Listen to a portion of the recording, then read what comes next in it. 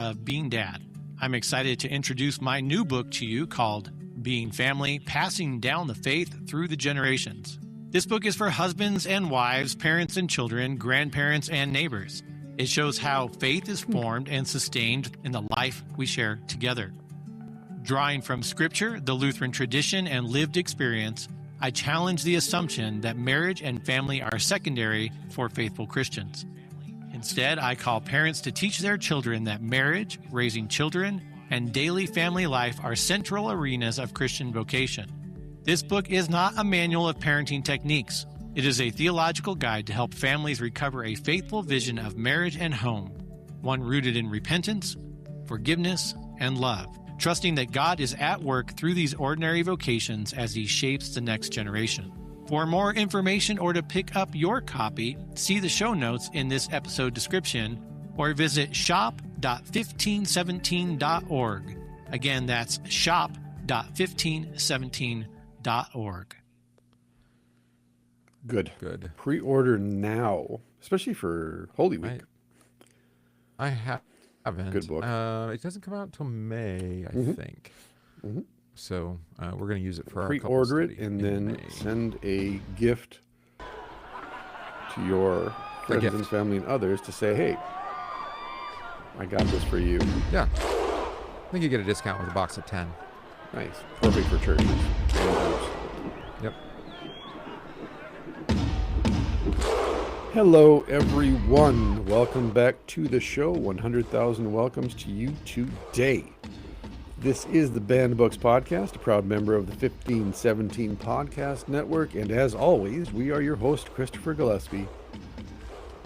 Chilling and willing, maxing and relaxing for episode number 435, since you asked. Thank you. We haven't done that for several episodes now. I thought about last time. I know. Actually. That's why we don't announce it anymore. Did you? Okay. I'm Donovan Riley, the Space Cadet, the son of Kundry. And welcome to everybody on the live stream. As you show up, it wouldn't be a feast without you. And to everybody listening, thank you so very, very much for listening. Go check out everything at the 1517.org website for all of your gospel needs, wants, desires, and reflection and comfort. Melody Lopez, Mama Melody, is on the live stream. Welcome, Mama. Mi madre. Bless your child. Yep. Selling houses, living the high life. So on the episode today, Gillespie gets to choose, so we're going to put our feet back on the earth, I guess, a little bit, but we're going to talk about ritual. Like you said, we have to go on both sides of the altar. It's okay. We do, for sure. Absolutely. We're on the pew side today. Let's put it that way. Or in the Bible classroom or in the cafe and across the dinner table, because it is Holy Week as we record this. It's Monday, Thursday, New Commandment Thursday. And I think then, because this is really actually the most significant ritual week in the church year for most of us. Yes. What is ritual? What's the purpose of ritual? Why does it even matter? Right? And so I thought on my side of the table here on our conversation, we should probably define ritual or rite. So we're all on the same page and there's no confusion as we go. Is that rituals contain rites? Well, they're from the same root, right? So from the 16th century forward, ritual as an adjective pertains to or consists of a rite or rites. I always tell my confirmands, don't use a synonym for my question to answer the question. From the French ritual or the Latin ritualis, meaning relating to a religious rite, from ritus, religious observant or ceremony, custom or usage, which isn't helpful. So let's go back even further to the... You're defining the word with the word. With the word, right. Thank you, etymology. Yeah. Go back to the word rite then, which we get the adjective from. In the 14th century, it comes from the formal act or procedure of religious observance performed according to an established manner, from the Latin ritus, meaning a custom or the usage of the thing, right? But to go back even further then to the very root of... What? That was a joke. It was okay. You said right? Right, correct. That joke. My 13-year-old applauds you. But to the Indo-European, though, the root of it, in the Indo-European, it means to reason or to count, to fit together. And specifically then, it pertains to one who advocates a particular sacramental form or reason for the performance of the thing. So ritualistic means especially then placing great emphasis on the custom, that is, on the external form or symbol of the thing.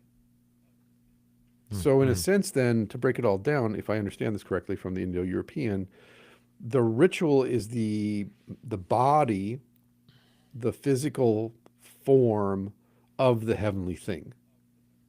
So the heavenly thing would be, this is the body and blood of Jesus. And then the earthly physical embodiment of that is bread and wine. So it's not one or the other, but the ritual, the rite is, this is God embodied. So like we were talking about, when Jesus says within the Trinity, I want to turn this song into something real and actual, the Holy Spirit goes, well, what if we made it into a body? And then when the Trinity is like, awesome, do it. And then he made the man and breathed into his nostrils, and he was a living being. So the ritual then is, you know what would be cool is if I wrapped myself in something they could consume. Let's do that. And so is it bread and wine? Yes. Is it my body and blood? Yes. And then that it takes place in the ritual, in the rite of what we call the Lord's Supper or communion or the Eucharist. Yeah. Yeah, and we do get hung up on ritual, mostly because of Augsburg Confession, I think. Okay, in the as Lutheran Lutherans. tradition. Right. Right, yeah, and specific because of the sacraments rightly administered. And that's R-I... T-E-L-Y. Yeah, some people say it's R-I... correctly, but it's according to the ritual. Is it? Okay. Yeah, the original. And there's a big argument about this. There's articles nonstop about it. Many, yeah. Yeah, because rightly can be just kind of abstract. R-I-G-H-T, yeah, like whatever you mean. Correctly. Yeah, do it. Make sure you do it the way that Jesus said to do it, or something. Right. I mean, that is partly what's in that rite, or however it's pronounced, according to the rite. Yeah. Right. So there continues to be an argument about how ritualistic, like say the celebration of the sacrament should be, which this day it's instituted. Right. But when you have that word instituted, Christ says, here's what it is, here's what I'm giving to you, here's how, and even here's how to do it. Right? He takes bread, he gives it to his disciples and says, take, eat. I wrote this last night off of something I was listening to from my teacher. To give an example, unless you become cannibal children, you cannot enter the kingdom of heaven. That's the actual truth. I joked about that, right? Yeah. That, God was born so we could eat him. And people are like, Pastor, I'm like, is that not what we do every Sunday? Are we not consuming God? We soften the language intentionally. Even the pagans said to the evangelists, we don't even believe We've that never about our eaten gods. we don't eat our gods. That's disgusting. And the Christian was like, totally normie. I mean, it would be a little bit easier to worship your God if it tasted good. There's that, right? Not styrofoam. Yeah, exactly. And bitter wine. Yeah. Well, no, but I'm thinking of like, how about you have a statue made out of bacon? Oh my gosh! And then you worship the bacon god. And then that's a Simpsons episode, by the way. Probably. That Homer goes to heaven and he catches a pig and takes a chunk out of its spine. He's like, "Ooh, bacon!" Yeah. Okay. Yeah. Well, in any case, Homer's heaven. The book that we're reading, since I'm leading us here, I guess, kind of, is called "In Defense of Christian Ritual." Well, and hopefully, what we just read then appears in this article. Yeah, probably something like it. The Case for a Biblical Pattern of Worship by David Andersen, published by 1517, which is why one of the reasons we read it. We haven't read a book. We haven't read a book published by 1517 in a while, so we should. We should read Being Dad. We could do that one too from David Andersen holds a PhD from Wycliffe Hall, Oxford, Coventry University, and has taught several American universities. I don't know. Faith to Fearless, the event that changed the world, and Martin Luther, the problem of faith, and Reason and Examination in light of the epistemological and Christological issues. That one sounds academic. But this one he has wonderful footnotes. Yeah, and that's why I wanted to read this, because I've threatened many times to share Kleinig's Leviticus commentary, but a commentary, that's whatever it is, 600 pages or something, on Leviticus. It's a doorstop. It is. It's a heavy book. But each section does tend to be a little bit repetitive, because he has what would we say? I don't want to use the technical term, but I guess I will. I mean, it's the secret decoder ring. It's the hermeneutical key. Right. Like he's approaching Leviticus as if it's sacramental and not purely sacrificial. that Christ is delivering his forgiveness under shadows, right? Of what will be his body and blood. Ultimately, he is the sacrifice that those sacrifices point towards. That's the key. Right. That's how you read Leviticus. Right. And so the rites and rituals then are ways of confessing what is true in eternity, that Christ dies for the sins of the world, right? That was true from before the foundation of the world. And that's a big idea, I suppose, and probably a revolutionary way for a lot of people to read Leviticus rather than just some kind of like well, they're not really backwoods. I mean, they're kind of at the center of the world. But backwards people doing, ancient kind of false religion. You're like, well, wait a minute. For one, God instituted the worship that they do, right? More or less. And I say usually less. I think the average Hebrew did not probably participate in most of the liturgical actions there. But also the liturgy or ritual, the two things go together, is a confession of faith. And we see that especially right now in this week when we talk about the Passover. Why were they to remember the Passover on the 14th of Nisan every year? Because I, the Lord your God, delivered you out of bondage and slavery in Egypt. Right. It's to remember and even reenact, I guess, the truth that I am a saved person. God delivered me out of sin, death, and hell, or out of slavery or bondage under Pharaoh in Egypt. And that's always true. But I don't always remember or believe it. Yeah. And so then God gives these we'll just call them rituals to remember.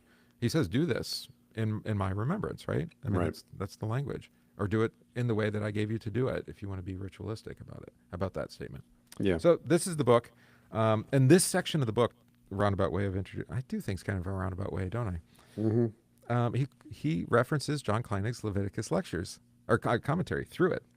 Kleinig does have Leviticus lectures that came before the commentary, which I think you can find. I think they're on YouTube maybe, where he's just talking through. He hadn't quite worked up the commentary yet. And it's a great way if you just want to hear an Australian accent and a student of Herman Sasa giving us a straight up reading of Leviticus. So Melody on the live stream. This is how I'm on the threshold now. I'm not even at the door anymore. Melody just gave me an image of the end of Exodus, actually, the beginning of Joshua, which is when we enter the Holy Land, we discover God covered in mother's milk, setting out bee bread, giving away free homes. Yep. Like, Melody, your whole vocation is just God fantastic? Actually. So that's what she means by covered in milk. I like it. Yes, that's what she means. Oh, that's good. I had other things in my mind. Holy Mother. Well, she is. You are the Holy Mother. That's what you are. Good. What a blessing. All right. We're not going to start right at the top because he does lay out what you did with the etymology. Good. Just like rituals. Here's what rituals are. He uses a book called Atomic Habits.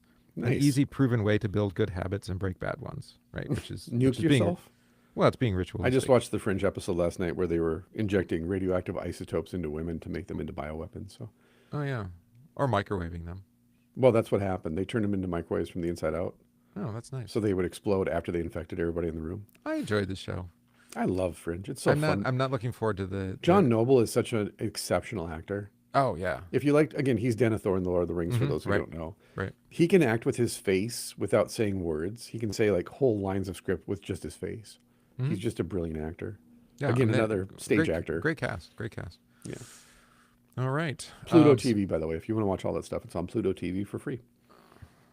With ad supports. With ad supports, but it's not bad ads. Actually. Like you watched it the first time when you watched it with advertising. Way better than Hulu. Way better than Hulu. Yeah. Hulu is just intolerable because it's just pharmaceutical ads and... Yeah. Ugh. All right. So I'll read. A whole way of life. Let's drill down on this a bit further. One of the reasons ritual creates and consolidates communities is because it offers participation in the entire cycle of human life from birth to death, which explains the universal prominence of rites of passage that sustain people at critical points of their lives, such as birth, adolescence, marriage, sickness, and death. That's quite a quote. And that's from the Kleinig article. Did we ever read it? Unwitting or Unwitting Ritualists? I've referred to it before. Yeah, I think we did, didn't we? We might have read it. I seem to remember it. Okay, so we may be rehashing some territory here. In any case, but over the centuries, it has also harmonized people with the natural and cosmic order that surrounds and sustains them, integrating and governing their daily pattern of worship and prayer and coordinating them with day and night and seasons of the year. This dovetails nicely with what we read last week from Lewis about the music of creation, the Correct. music of the spheres. Yeah, I thought it would be sympathetic.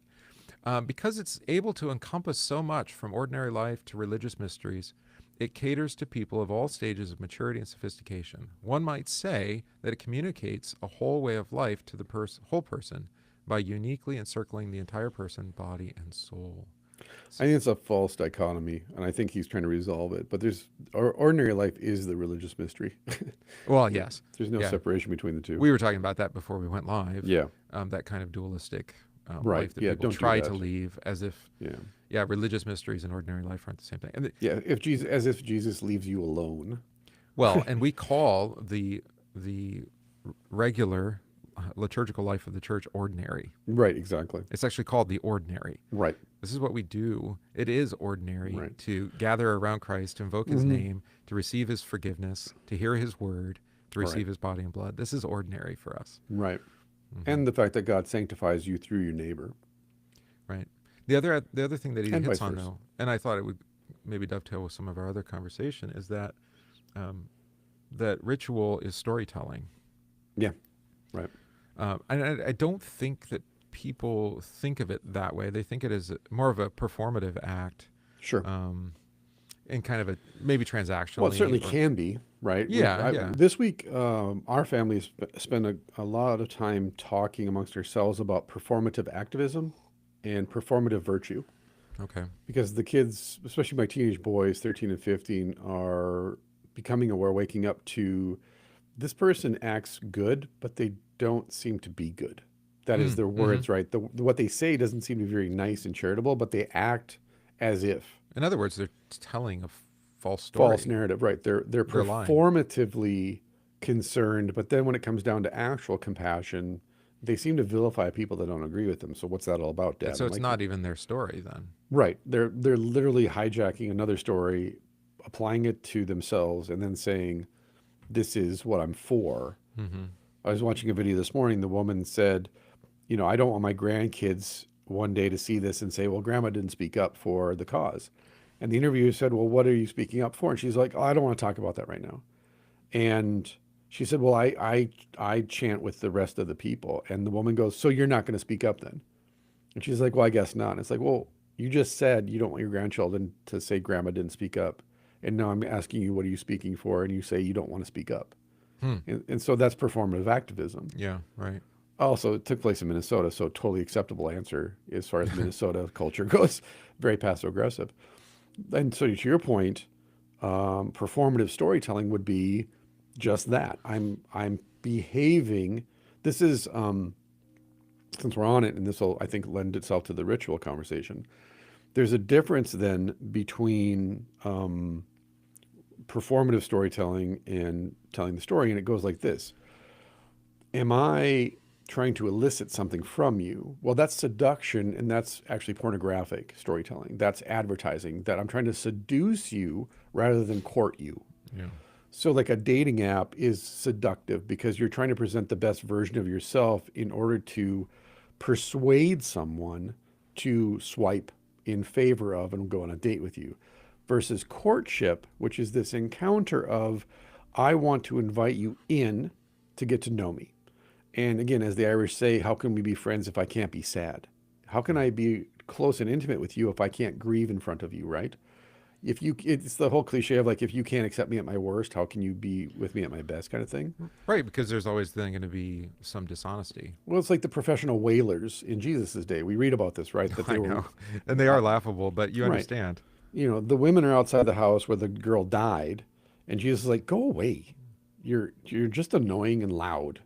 And the more you paid them, the more damage they would do to themselves. They would cut themselves with rocks and rip out their hair for money. They were professional grievers. They were crisis actors. And Jesus says, go away. You're not even grieving properly. This isn't godly. It's all performative. So if you're telling or performing, or let's say performing a ritual, because you and I are liturgical, if we're performing the liturgy, it's, well, I have to hold my hands this way, and my voice has to carry this tone, and I have to do this now and that then. Now, there's a way to do it in faith, repetition in faith. I talked about this in my sermon last week. Like liturgy done for the sake of love, right? Performative liturgy is the confrontation Jesus has with the religious leaders. You worship me with your lips, but your heart is far from me. That's performative liturgy. Right. But doing the same liturgy every Sunday isn't wrong. It's not pharisaical, so long as we understand in faith the purpose of performing and entering the same liturgy every Sunday is so that love can come to me and to you, to perform an act of love on you every Sunday, to remind you you're still a child, you're still forgiven, you're still blessed, the resurrection, heaven's still open to you.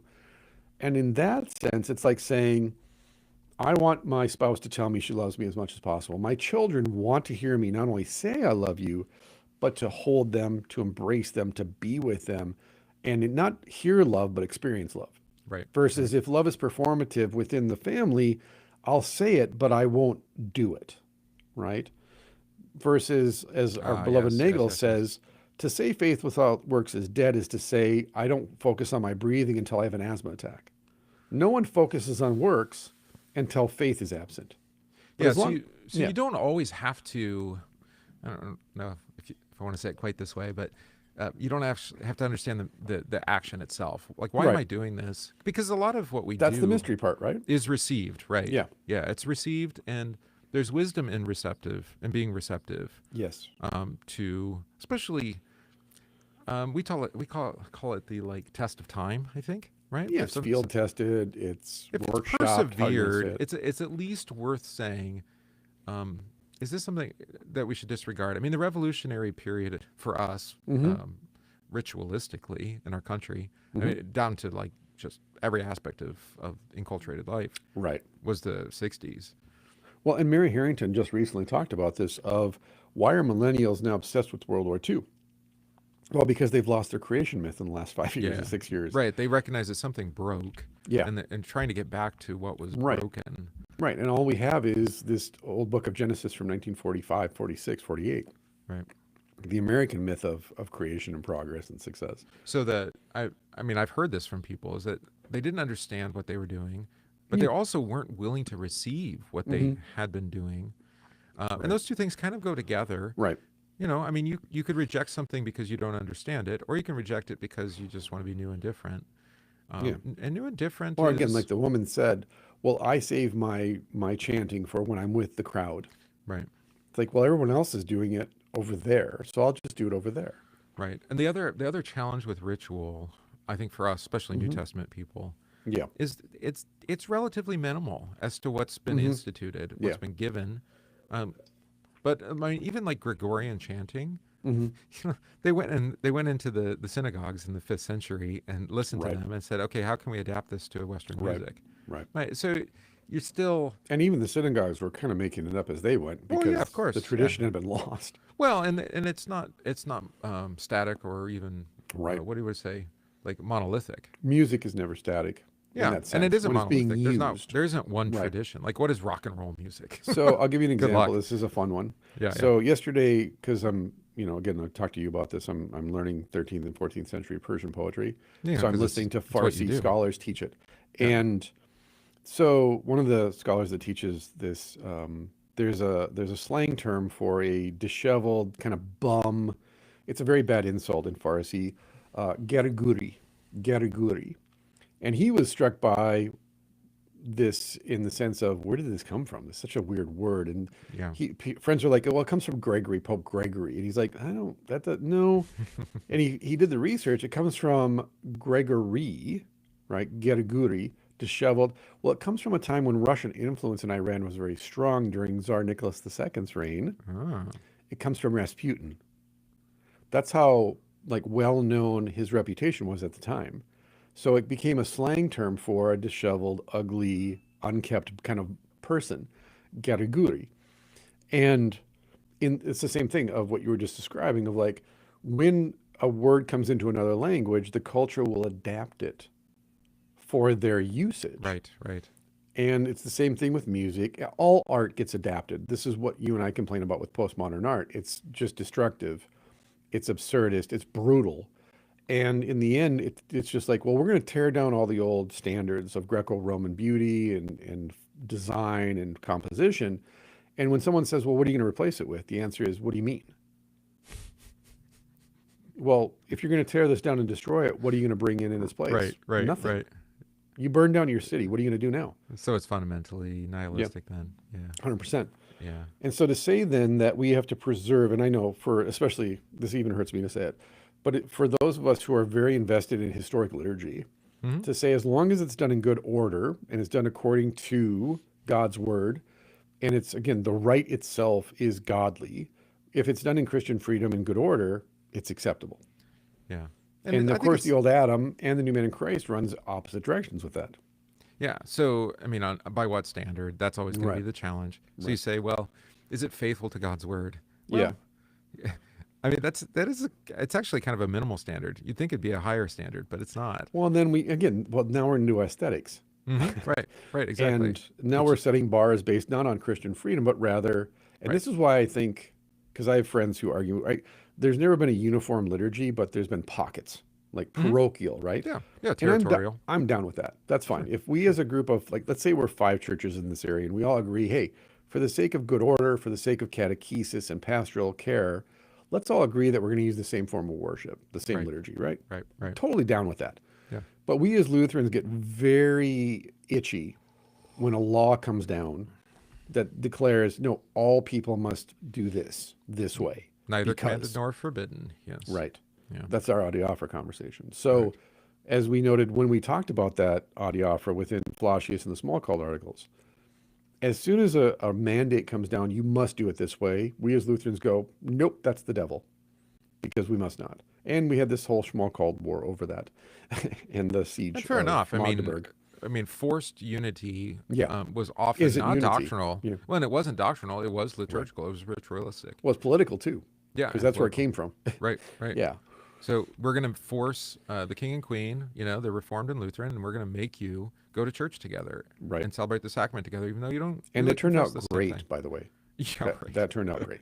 Well, now it's a godless place. So. Right, exactly. Yes.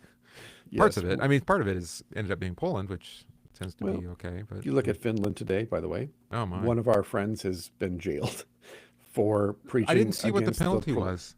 I don't think he's going to end up going to jail, but 6-year court case. Yeah. I mean, the lower court had struck it down, and then the Supreme Court reinstated it. That's because somebody in the big office said, no, you're not letting this one go. No. Yeah, this is all the. He's an example. Don't know. Well, it's her. She was the legislator. Yeah. That co-signed it. Yep. It's published by Lutheran Heritage Foundation, so you can go read it. Yeah. It's absurd. It's just this is the hate speech thing, and it's coming. Yep. And if you can't speak the truth. Well, Great Britain's changing the definition of Islamophobia now to if you criticize. So a girl was jailed for reporting a sexual assault, but the guy that did it was Muslim, so she was jailed for a hate crime. It's like, all right, so we're in V for Vendetta now. Got it. Good. Okay. That's where we're at. And by the way, it's coming here soon. It's already. People don't believe that. I know, but they never do until it's on top of them. My daughter noticed that they put up cameras on all of the power posts along the highway in Minnesota here. Are they the flock ones? Did you watch the video on that? No, these are cameras. Hackable. They're hackable. Oh, okay. And they have open permissions, so you can if you can connect to them, then you can just watch the streams. But no, my daughter asked, why are all the video cameras up? I go, so they can just send our taxes to our house in the form of a speeding ticket or this, that, or the other thing. Yeah. That's all it is. It's just tracking. And that's not being cynical. No, it's just there. Show me the incentive, right? Right. It's for your safety, by the way. That's what we're told. It's for your safety. Yeah. But these are all rituals, by the way. What we're describing isn't just like gossip or politics or culture.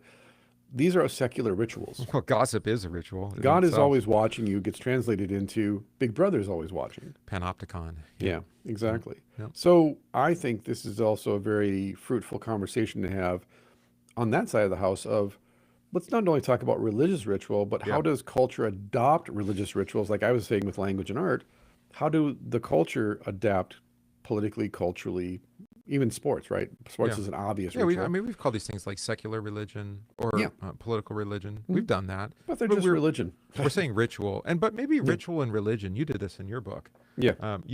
They're synonymous. And which one was that? The one with the crosses. Crucifying religion. Yeah. You make that point. Religion just means ritual or liturgy. Yeah. Again, one who advocates a particular ritual. That is a way of doing something. Yeah, a way of life. That has an estimated value or worth, by the way. So yeah, it's an observance, it's a ceremony. We're ceremony people. Even when we deny we're ceremony people. Yeah, even the minimalistic ceremonial kind of stuff is still. Again, waking up every morning at 6 and having coffee at 6:30 every day, that's a ceremony. The Japanese understand it. I feel seen. Right, exactly. That's right. I am affirmed. Witness me. That's good. That's good. All right. John Kleinig, my friend, has helped us understand how it does so in 3 ways, ritual. First, since rituals involve bodily action, they communicate physically. Nice. This is also true of religious rites. Again, the distinction we're not going to make. They communicate spiritual realities physically. There we go. All right. Yeah. Good. We're on the same page. Yes, thus drawing one's physical life into the divine domain, as if they could be separate anyway. As an example, Christianity has maintained that believers receive the Lord's Supper for the benefit not only of the soul, but for the body as well. And I would add for the benefit of the neighbor as a witness to the neighbor. That's my sermon tonight. Oh, good. What is more, says Kleinig, this ritual element in our worship not only conveys spiritual power to us via physical means, as in the water of baptism, but it also helps us to respond physically. It not only tells us how to react to God's grace, but actually helps us to react properly by providing us with habitual models of confession, prayer, and praise. Nice. Yeah. So sing unto the Lord a new song. We said that last week. Is it a command or is it an invitation? Grammatically, yes. Sing, right? It's a command and a promise, right? Just do it. And you're like, well, but do I have to? Well, if you're going to ask that, right. now you're Again, go listen to Etta James. My love has come along. How can I not but sing, right? At last, my love has come, right? How can I not sing? Yeah. When you're in love, how can you not talk about your beloved? Why wouldn't you confess? This goes what we were saying before we hit record too, of we want to create a dualistic universe so that we can separate heaven from earth, separate God from man, and separate ourselves from each other, and ultimately separate the 2 natures of Christ, because we want to be like God and not be, mortal. And then it offends us that Jesus loves bodies, like we talked about last week and this week of Jesus is like, you know what the best thing to do with this music would be? Not just give it to angels, but actually make bodies around it. And the Trinity is like, that's fantastic. And it's so important that it's in the first chapter of the Holy Book. And then after the fall, we look at that and go, ew, cooties, right? Bad. Right. But fundamentally, then you have to deny at least the incarnation. Right. Which is why, if not the whole. To his point then, once we separate these things out and create this kind of dualistic aesthetic or dualistic ceremony, now we're cooking with gas, because this is why you can call it secular religion or whatever you call it. We have to have ceremony. It's just that once we've separated heaven and earth, we control the ceremony. Right. But we're still made in the image of God, so we're stuck. We've tried to articulate this in different ways, but it's not like the ritual is a what do you want to say, an earthly representation of a higher spiritual reality. Right. I understand the sentiment behind that. Is like, yes, there's more going on than what we can touch, taste, see, and feel. Sensory, right? Angels and archangels singing with us. Right. That's the truth, though. It's not. It's not that what we're doing is representing the higher truth. We're participating in the whole of the truth. And when we restrict things to purely below, we're actually we're acting dualistically, like you said, and we're really cutting off the thing from what it is. In my experience, some of the most doggedly ritualistic people that I've ever met have been atheists. Okay, yeah. Because they're hedonists. So it's still participation, but not in anything greater. Well, you still have your sacraments. You have bread, wine, water, words. It's just, again, the profane version of those things. I'm a foodie. Yeah, whatever it might be. But it's like, again, even if you reject all, it's like I said, right? You don't imagine God, he imagines you. You don't get to tell God he's real or not. The sacrament's the sacrament, whether you believe it or not. You don't have to be here for it to work, that kind of thing. But outside of that, then, when you don't have a belief system, what system do you then construct for yourself, or what system does society provide for you as your safety net, so to speak? And there will be ceremonies, there will be rituals. Again, just every time, like, read Jacques Ellul propaganda, right? We should read that on the show. Since you read Postman, I should read Jacques Ellul. We did read Postman. And we should read Jacques Ellul. Because propaganda is indoctrination. Yeah. And as Alula says, there's positive indoctrination. We call that catechesis. Right. And he's a very religious man. And then there's bad indoctrination. We call that propaganda. But is it desacralized? Or that's not even fair to say. There's still a sacredness to it. It's sacred. It's the wrong divinity. Right. Other gods are in the building. Yeah. The self or... Well, it's still, there's spirits in the room, the other gods. Yeah. Lord of Lords, God of gods. And so, again, for Alula, he's saying, listen, every time a regime wants to go to war, you're going to see religion front and center, front-facing religion without Christ. And he wrote that in, what, 54 or something like that? Yeah. Well, he lived through it, in France. So I posted this morning, too, of when you look at, progressivism and social justice originally was all Christian. It came out of the churches. And then you take away Jesus and you're left with progressivism and you're left with social justice. But you're left with those things without grace, mercy, truth, and forgiveness. Because Jesus isn't there. And he's the embodiment of that, of all those things. Yeah. Versus take those away, they become just ideas. But yet we know they need to be embodied to work, as Kleinig says. Yeah. So who's going to replace Christ? What is the point of grace if it's not grace for you? Right. So who's going to be the high priest, the prophet, and also ultimately the King of Kings? Oh, he's going to get to that. Don't worry. Right. Oh, good. So I'll stop then. Especially for listeners, when I don't care who the president is or who's in Congress or the Senate, I don't care who's beating the drums on the TV for war. That's American religion, front-facing, overt, in your face, no apologies. Yeah, I mean, a press conference is preaching. 100%. They literally stand at a podium. Yeah. Right. They stand at a podium. They tell you what to think. Yes. 100%. What to believe. Yeah. And what's true, what's not true, etc. And you say, yes, okay, I trust you, Pastor Hegseth or whatever. Right. Yeah. 100%. Yeah. High priest. Yeah. I don't know if he knows that. I mean, he's Reformed. It's kind of an interesting conversation. That's covenantal theology. That goes all the way back to the colonies. I have a whole article on that by Oliver Olson. Yeah. We could read. Yeah. Well, because he traces the roots, of course, of continental religion to America and how it finds its way in the Constitution. And that ultimately the Constitution itself is a covenantal theology without Jesus. Implied, maybe. What, Jesus? Yeah. Yeah, for sure. Jesus implied is Jesus. Yes, Jesus as a good moral teacher. Right. New Moses. Right. Second, because ritual affects us physically, it can also move us imaginatively and emotionally, meaning that it doesn't merely express what we feel at a given moment, which in the big picture usually isn't very significant, our feelings. That's you. As a Minnesotan, I'm deeply uncomfortable with this whole paragraph. But makes us feel something other than what we felt previously. It sounds like Garth in Wayne's World. I feel things. Right. Well, and we've had that. People respond to what is said, and they're joyous, they're angry. Yep.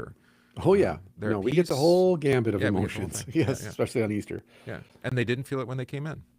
Right. It can make us rejoice when we don't feel happy and mourn in Lent. Hey! When we feel no personal loss. Right.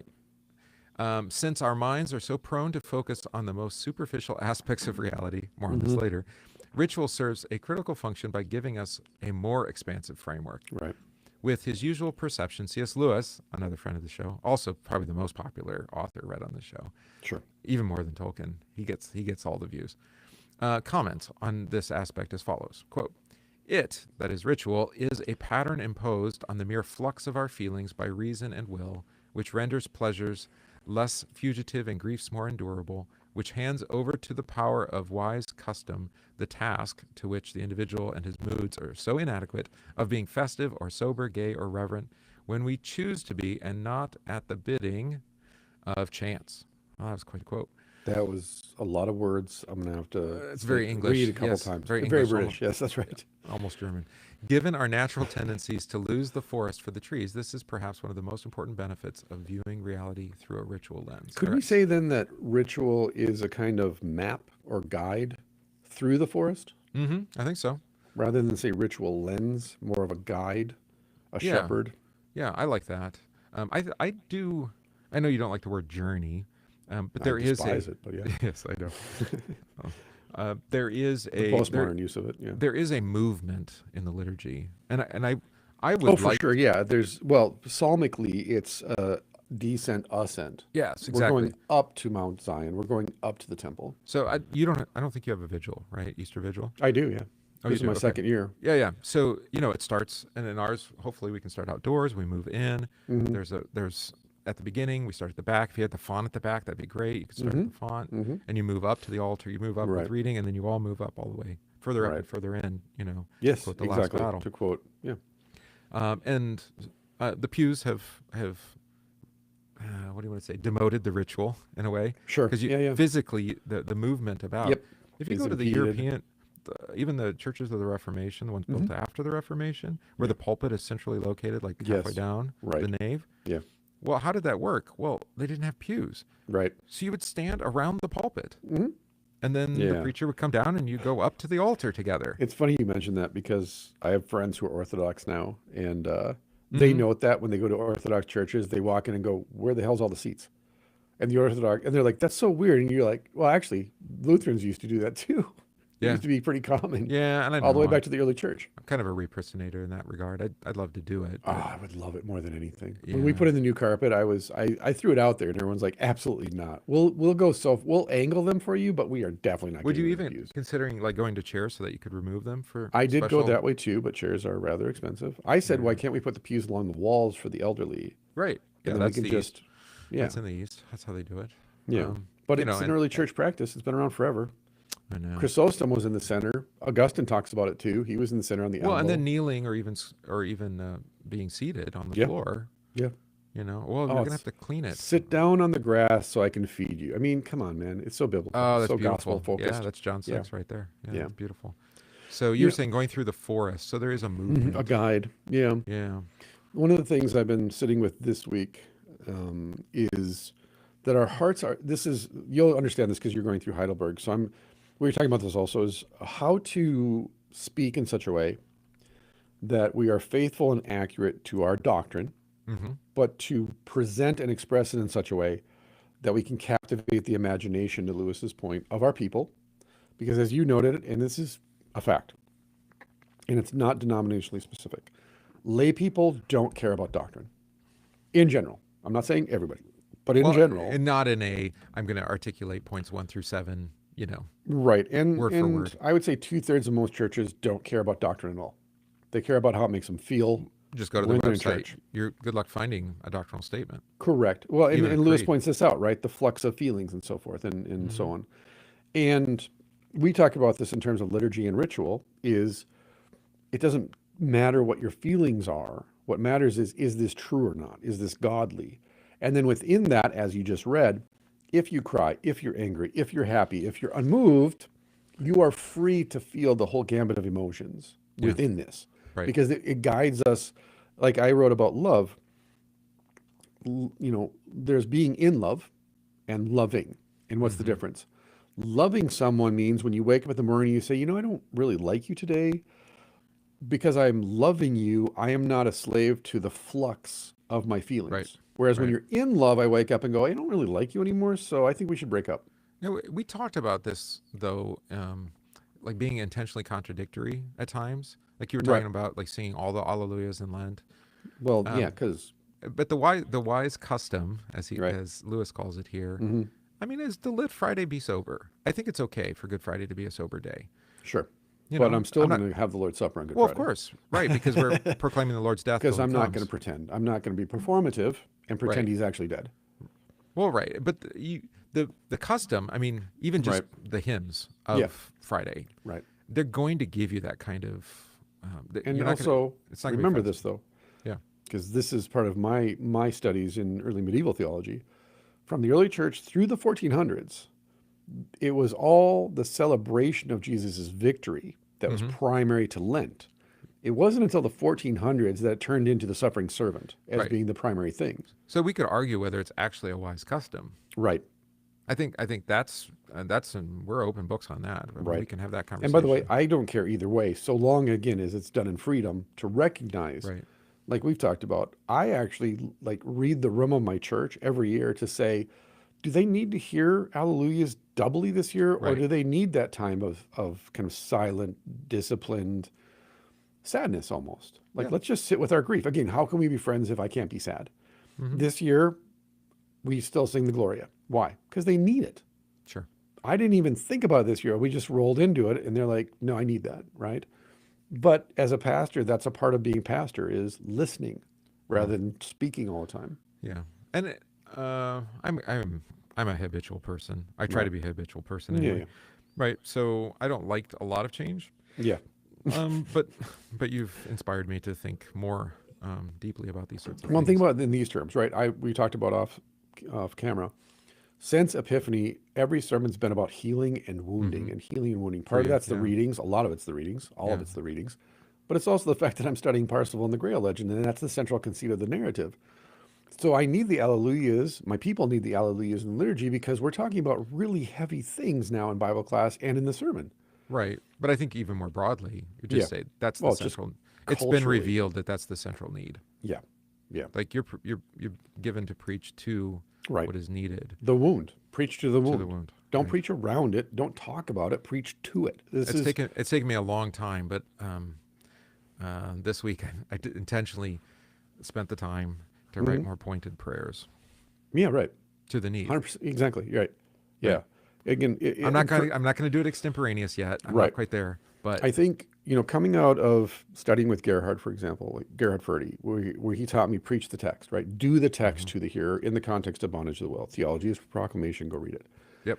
It took me 19 years of ministry, essentially, for God to show me how to do that practically, like Kleinig's talking about, like the author's talking about, not just to talk about doing the text to the hearer or literally just reading it to the hearer, but how do I preach the text to the hearer in that way of doing it, right? And this goes back to what I started with then of, how can I teach doctrine faithfully and accurately, but couch it in story? How can I teach ritual and liturgy faithfully and accurately to people who go, listen, we're going to go to that church because we like cowboy worship. That's a true thing. That's a real thing down the road from me. They do cowboy worship. But I like polka, though. There's another church that does polka worship, actually, every Sunday. Right. Yeah. And my people are like, why can't we do that? I go, because that's not what we do here. Because I don't actually consider it reverent, first of all. And second of all, I don't consider it reverent, to your point. I don't. Second of all, and first of all. And so if they do, and they can pull it off, God bless them. God be good to them. We can't. I can't. We're not doing that. But I could see, the early morning liturgy for the deer hunter. I get that. Sure, absolutely. Yeah. I haven't had anybody ask for that, but but are we going to do something radically different? No, I'm but not we are showing up in camouflaged albs. Yeah, but we are going to pray my vicarage over you supervisor and ask the Lord to give you success. Yeah, my vicarage supervisor during hunting season had stoles that were camouflaged. Camo stoles? Yeah. Bright orange, by the way. It'd be one thing if you were an army chaplain or something. But. Right. But no, I'm just like, dude, it's so campy. And when I was going to bring this up with this and everybody laughed at it. That's the key. People laughed at it. I'm like, that's not reverent. We're not laughing together. It's not holy laughter. Right. We're laughing at how cartoonish this is. Right. Well, here we get to wear green and gold every Sunday. Of course you do. The Packers play. Of course you do. Yeah. Yeah. We're Minnesota Vikings fans, so we have shame. We have the suffering servant mentality about sports, so we try to hide that shame by not advertising. Thank God there's no football season during Lent, because we'd have to wear purple and gold, and it would just throw everything off. Vikings miss the playoffs, take off the clothes. So even in our own materials, there's a schizophrenic kind of approach to Maundy Thursday. Well, that's what I was going to say. So what Shaw taught me is this, and this goes to the Heidelberg, goes to the whole thing of, we have dyslexic hearts. Meaning when God goes, hey, this is good, we go, that's evil. And when God goes, that's evil, we say it's good. Because is that dyslexic or upside down? I mean, dyslexic hearts. And the dyslexic part is we will settle for the quick pleasure over beauty, godly beauty. And we mistake one for the other.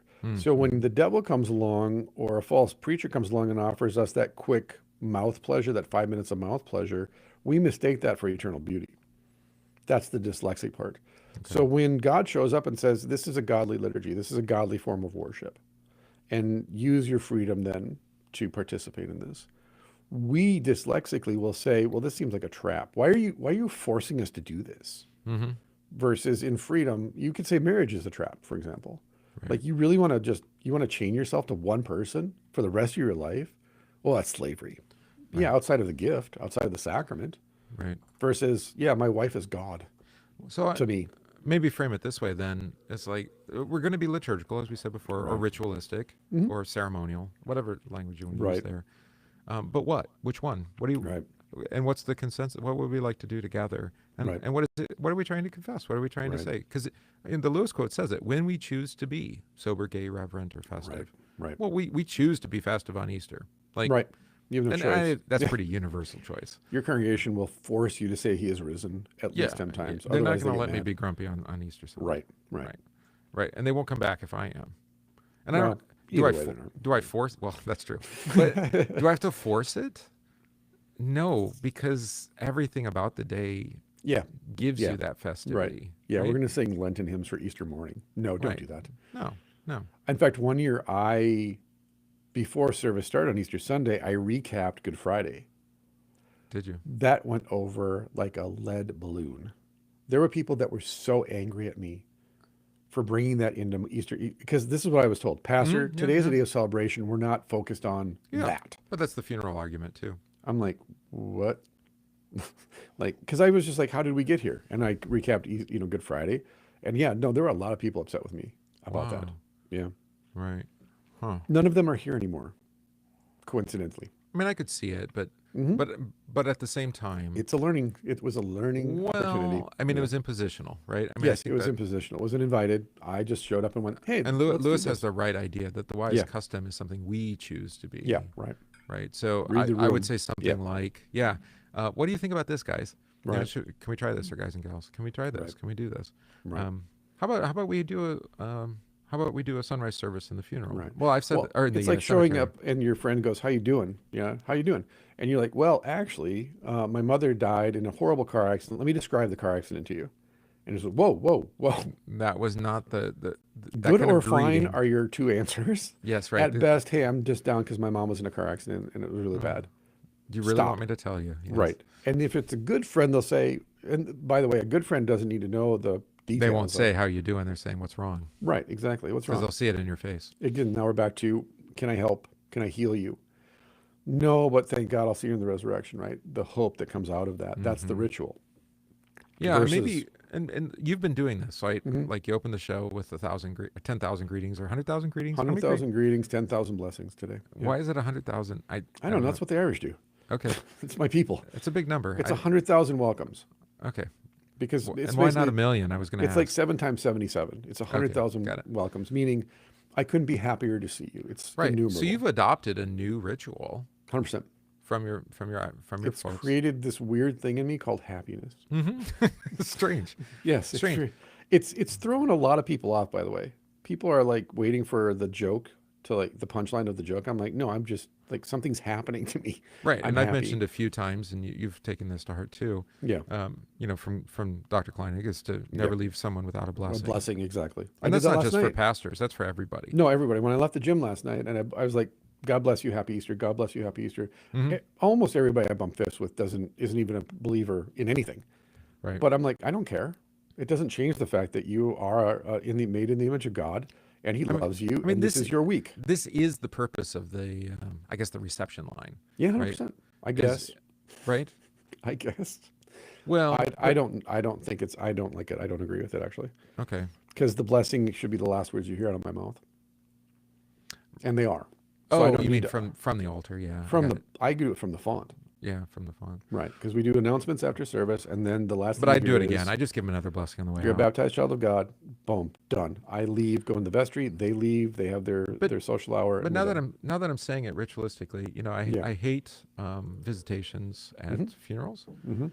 And I think Yeah, the because of reason that. is Yep. because what word of blessing can I give? Right. Yep. And if I do that, I'm going to be the weird one. Well, and Right. depending on the funeral, there's some funerals you have to. I'm sorry. There's some visitations based on the death. There are some visitations where the Holy Spirit says, "Don't say anything. You can't say anything. Just no. sit with them in their mourning." That's the best thing you can do, is just show up and grieve Just give with them a them. hug and that's it. Other times, someone will actually come up to you, and the Holy Spirit is saying, "Say something." When I said the reception line, I was thinking of a wedding. That's different too. but that would I be- avoid that too. That Same would be a thing. good place to practice, though. Is to the couple, give them a blessing. Because you know what happens though in those situations, because you experienced it. When you step back and it's not about you and you don't go through the line, the people that are blessed through the Spirit will come to you Yes. for additional blessings. Right. Right. And those that are driven away from the message see you as a curse. Yeah, and that happens after, well, any kind of for sure. liturgical. Yeah. Which is also why you and I avoid social events with our members of our church, because this is profane and the people here are behaving profanely. I can't be here with you because there's alcohol or behavior that is unbecoming of Christians. I cannot bless this. And actually, as your pastor, the better part of love is that I not see this. Mm-hmm. Because otherwise, I'm going to have to say something. Or participate in it. I definitely not participate in it. Again, go watch the movie Calvary, Brendan Gleeson, Kelly Riley. It's a brilliant movie. I'm positive it was written by a priest because it's so on the nose. It's hard to watch. It's extremely hard to watch, but it's true. Yeah. It's very true. It's almost mystic realism, right? Because it elevates everything to the level of almost like the supernatural, but keeps it very grounded, which makes it very Irish. But it is about a priest in Sligo, this small like coastal town, and all the members of his church are just openly sinful. But as the narrative progresses, you find out why, and they still come to mass. And he's stuck, and he's like on the priest of these people, but yet they just throw their sin in my face. But one of the mistakes he makes, and my wife and I talked about this afterwards, is he goes to the bar. Because that's where his people are. He's like, I got to minister to them where they're at. So one of his members is snorting coke in the bathroom. They're getting drunk. They're talking about slagging their wives or whatever. They're gay. And then he has to go to mass the next day, and he has to see them and hear their confessions and still be their priest. And it's like, you can't. We've all been there. I mean, this is 100%. Unfortunately, it could be what happened at Thursday's meeting and then Sunday morning in church. Correct. And you're like, do you not hear the cognitive dissonance between the behavior Thursday and Sunday? Yeah. One around the corner, and then now here at the altar. Right. I was like, right. I can't, as your priest, I can't. Well, yeah. All I can say is, hey, go and sin no more, and let the stinger work its way into their flesh. Right. And hope that the stinger actually drives the snakes out of their heart. All right, let's continue. How about it? With that line. Yeah. As you do. All right. Third, since ritual combines words with bodily gestures, it also communicates cognitively and can even reframe our default way of thinking. 100%. Yeah. Douglas has shown, who's Douglas? Down at the bottom. No, don't know who Douglas is. Douglas has Mary shown, Douglas, oh yes, Purity earlier. and Danger. Yeah. Has shown that it does so in several ways. As a focusing mechanism, ritual gives us a frame in which a marked off time or place alerts a special type of expectation, just as the words once upon a time create a mood of fantastic tales, where even the smallest action can carry significance. That's true. Framing limits experience and allows us to select certain parts for concentrated attention. It's also creative at the level of performance. Mm-hmm. We were talking about that, as it mysteriously helps the coordination of the brain and body. Actors frequently recount times in which a material thing conveys effective power. For example, when a prop is passed and an actor suddenly knows how a performance should proceed. Right. Huh. I haven't experienced that. Have you experienced that? When you put something in their hand and then all of a sudden they know what to do? Yeah. Kids especially. Yeah. I mean, I suppose I'm thinking baptism, right? You hand them the candle and then... Sure, absolutely. Like, they didn't practice handing the candle, but now they're like, I need to hold this in a certain way, right? Because I need to keep the light lit. And... Well, even if you hand a child a flower, for example, okay. the child somehow instinctively knows this is a sacred thing. And to hold it out in front. And not to mess with it. Reverently. And then they get bored with it and they pick the petals off and stuff like that. Yeah, well, that's what you do too. But when you hand a child a flower and see how they react, one, they're like, oh, and two, they're like, oh, this is special because it's fragile. So it's like putting a baby in a child's hands. Well, I'm thinking about the candles now. So you'll have that at the vigil on Saturday. You give them the candles and you process with the candles. And there is about a candlelit procession. There's a power to it. It's hard to describe. I mean, it's the light of Christ coming into the primordial darkness, for sure. But it is primordial, yeah. Well, it's the power of flame, I suppose. That too, right? You Well, like I said, the Zoroastrians worship a flame. It's been kept alive for thousands of years, and that's not a lie. They take it very seriously. It's in a cave. And you're like, well, see, here's the thing. You're worshiping the wrong flame.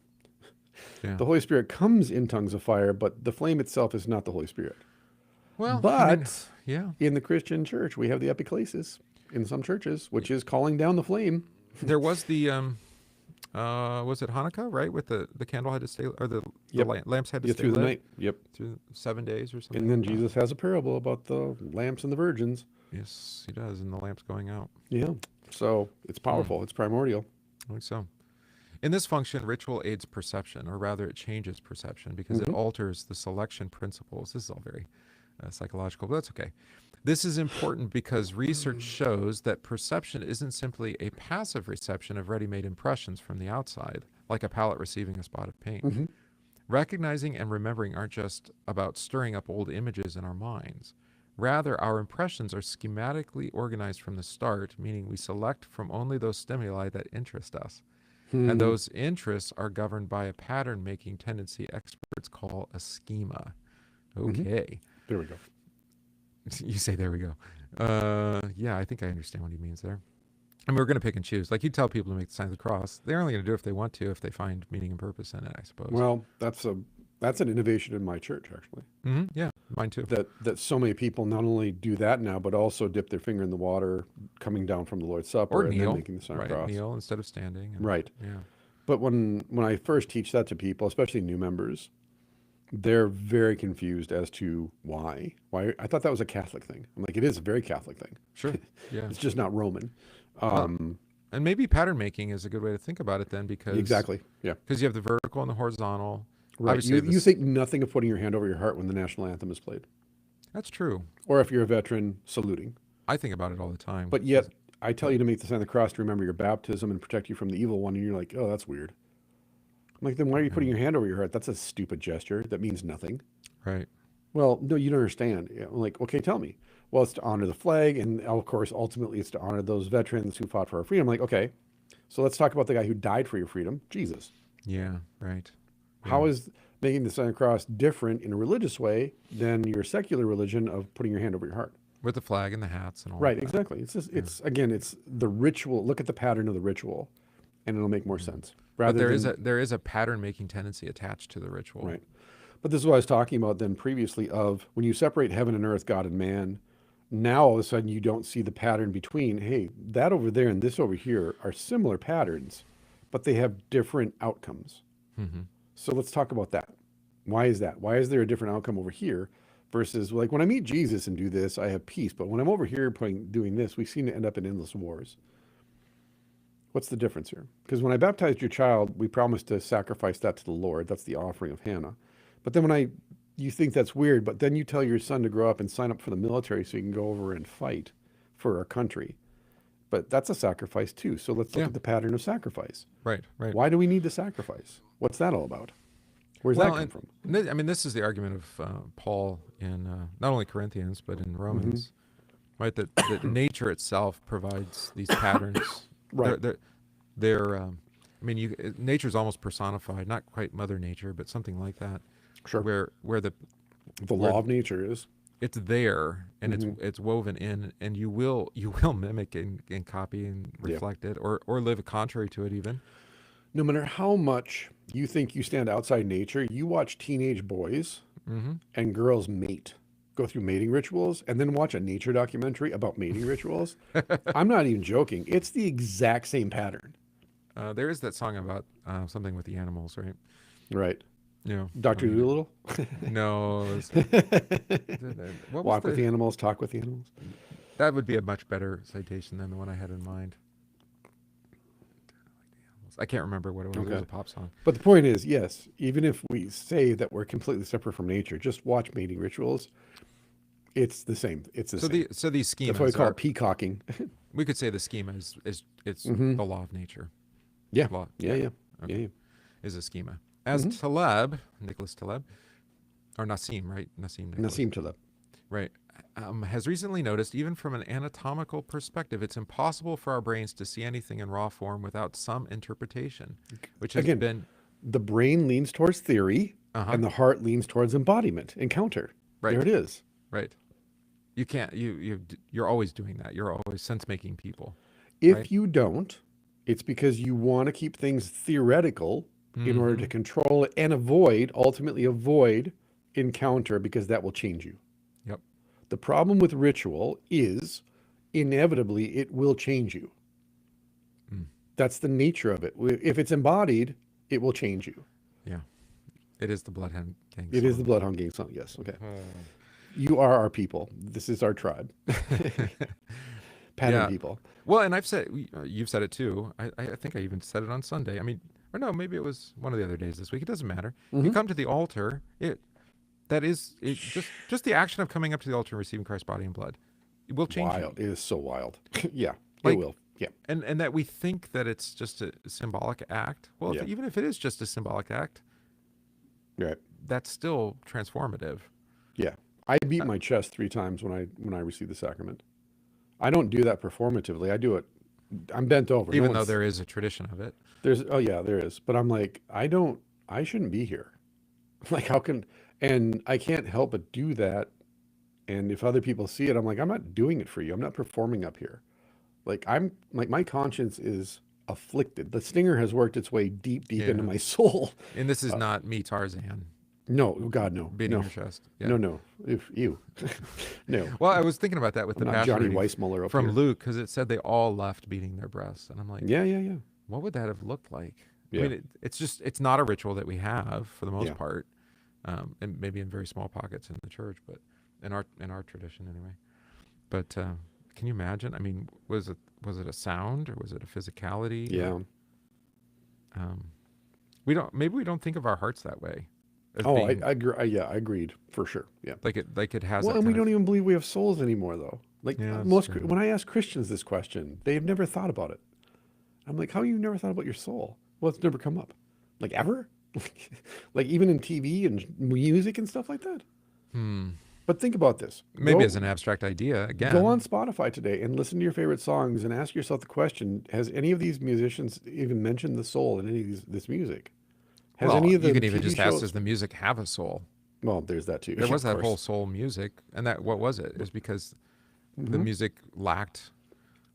I don't know what it was. It lacked grief. Grief. It yeah. lacked heart. It lacked grief. It lacked struggle. Mm-hmm. Right. It was just very surface level music. Like And real we soul need- music is just that, like blues music, right? Mhm, Same yeah. thing. It's got soul. As one person said, when I listen to black women sing blues music, I can hear their heart. I can hear their soul. When I hear Irish women speak, it sounds like I'm listening to someone sing from another world. I heard a great anecdote that I wanted to share with you, and you just brought it up. J.R. Tolkien had a love-hate relationship with technology. He which really we did. talked Yes, about. he did. Yes. And they wanted him to record, I don't know, something into a open reel recorder. And he said, I can't do this until I bless this device for use. And he prayed, and you would appreciate this, Lord's Prayer in Gaelic over it Ah, nice. before he would allow his voice to be captured in it or by Nice. it. Because he thought of it as like, is it capturing me? I mean, Correct. yeah. Yeah. And that's not just like some kind of mysticism. Well, Mary Harrington addresses this too in relation to, when you're young and you hear about there's these tribes that don't want to get their picture taken because they believe it steals your soul. And you laugh, you're like, oh, they're so Yeah. primitive. But then you look at social media and you go, maybe they were onto something. Yeah, right. Maybe they're tuned into something bigger than we comprehend because, Oh. again, social media modesty, when I bring it up, people look at me like I'm weird. I'm like, you don't have to share everything about yourself on social media, But everybody wants to be affirmed. Everybody's in a trance state all the time now. But what you're sharing, I mean, is it a Right. piece of you? I mean, I guess we did liken it to the Yeah, Horcruxes. you're giving it away. Yeah, It's like a Horcrux. It's a part of you. It really is, Is yeah. your social media presence you're right. in a negative way? Right. Right. If you're looking for affirmation, you're giving yourself away. Well, and people will say this, part of me died when Yeah, I lost 100%. my X Yeah. account or something. Right? Oh, yeah. I was deplatformed. Right. Yeah. Yeah. Wow, that's powerful. You All right. eventually become what you focus on most. Yeah. Bottom line is that in perceiving, we're building, taking some cues and rejecting others. Thus, it's not just that ritual helps us experience more vividly what we would have anyway. It's not merely like the visual aid that illustrates verbal instructions for opening a can or building a grill. I'm thinking IKEA furniture. It can come first in formulating experience. It can permit knowledge of what otherwise wouldn't have been known at all. Right. Heavenly truth. Mm-hmm. Yeah. Yeah, I went to, we had our couple study at someone's house where it was clear they had no pre-built furniture. It was all, older vintage stuff. Yeah. And you think about like if somebody, even if they were doing it with a tool and they were, what do you call it where you spin the wood, to create the, like, On the a leg? lathe, you mean? Yeah, like for a leg or whatever. Mm-hmm. I mean, it takes time and Mm-hmm. effort and Mm-hmm. also intentionality. Right. Even if it's one after another. Well, you know what you're like, doing. You're putting yourself into it. right. A piece of you is going into that. By So the way, it's- like we read last week, to be a sub-creator is the only act where we are actually creating from nothing. So whereas the IKEA furniture, step by step, yeah, I mean, it's about as banal of building or making as can possibly be done, because you don't have to put it's brutalist art. You don't have to put any of furniture yourself form. into it. There's No. no like option A, option B. As someone whose entire apartment was populated by IKEA furniture for many years, Yeah. I cared very little if anything broke. Right, exactly. Everything's Yeah. disposable then. Yeah. Because you didn't put anything into it. No. And it's didn't not have made to. to be beautiful. It's just made to be functional. Yeah, they And might once it- disagree. I mean, and they once have a you design lo- aesthetic, but Yeah, brutalist. It's very You think so? brutalist art. It's you think it's so? very masculine because there's no curve to it. There's no It's flow. all square. It's all square edges. Yeah, it's all Well, that's all you block-headed. can do with veneer anyway. Right. So it's not Well, even inexpensively anyway. It's not soft, supple, or nurturing, is what I'm saying. It doesn't Mhm. follow a feminine pattern of design. It's a very masculine, brutalist Mm. pattern. Hmm. Yeah. I haven't thought about that. Yeah. So the feminine and This and is even- why I don't like Western art anymore, because it's very hard and not feminine. For Whereas some reason, Byzantine art is extremely feminine. social thought I needed to be seeing the distinction between man caves and the study. But I Yeah. think that's what it is, right? Yeah. The man cave is all square edge, Mhm. and TV, video games, no coffee natural table, light, sofa, speakers, fake receivers. lamps, Yeah. It's all squared off. Whereas the study, you have books that were crafted, you have shelves that were crafted, you have. It's still right Lamps. angles. It's just softened by the craftsmanship of Well, it. you might have like a patent leather chair, and Sure. yeah, But it's yeah. the flow. Yeah. It's the Yeah. flow. But I think it's the natural. It's the light. Again, I think I know It's use people of don't like leather this and 'cause wood. it's And, you're gonna try and politicize, not you, but like in general, people try to politicize this. But I like the fact that before we politicize this, God in the Bible is described as both feminine and masculine in his patterns. He is a mother hen. He is a mother eagle. Well, just like He's- wisdom, right? It's Right. Christ, but it's Right. also lady Feminine. wisdom. Right. Yeah. It's patterned femininity, meaning nurturing, encouraging, kind. It's not harsh. It's not cruel. It's not defensive. It's not guardianship. But when God wants to speak of himself as guardian, as leader, guide, it's masculine Yeah. patterns. Yeah. And so Commander of the angel hosts, I right? really do. It clicks for me then that Adam is given a feminine soul and Eve is given a masculine soul because they're two halves of one whole. So that when you do meet the other half of yourself, there is a truth to that soulmate thing in Christ. That is, there's no longer male or female in Christ. Outside of Christ, that whole soulmate thing and the mitzvah charm that you give your girlfriend when you're in high school, it falls into cliche. What is this? I didn't do You don't know this. about the mitzvah? It was very popular in the 80s. Okay. It's a heart that's broken in half, and you give your girlfriend Oh, one yeah. half. It's like a promise I've seen ring. friends do that though. Yeah. Yeah. It's like a promise ring, and friends will do it too, for sure. And like I have buddies who were in the military, they would do this in the military with like dog tags or something. But the point is, it's hard for us to talk this way in contemporary conversation because gender roles have become so politicized and such a mark of a culture war. Well, they're really sex roles, not gender roles anyway. Because ultimately they're sex roles, not gender roles, and it's divorced from Christ. It's downstream from church. It's gotten away from us. Versus, even if it's sanctified speculation, to say that my soul, which is more of a snow globe than an internal process of consciousness, which is modern, it's very modern Cartesian logic. But if my soul is inside and outside of me, it's expressing and impressing, it's breathing in and out, it's the breath of the Holy Spirit, that kind of thing. Then when my spirit, my soul, not my spirit, when my soul encounters another soul, I've found flesh in my flesh, bone in my bone. And then the words of Paul, husbands die for your wife as Christ died for the church. Wives, submit to your husbands, guard and help them and be their strength. Yeah. Now all of a sudden, mikvah, thank you, not mitzvah. Mitzvah is actually the word for commandment in Hebrew. It's mikvah. I was thank also you. thinking it was a Masonic ritual then too. Sorry, yes. Yeah, I was really big on Masonic rituals when I was 16. No, mikvah, thank you, Melody. Again, that's why you're here, to mother us. But I think it's a beautiful image then of, well, biblically God functions in both patterns.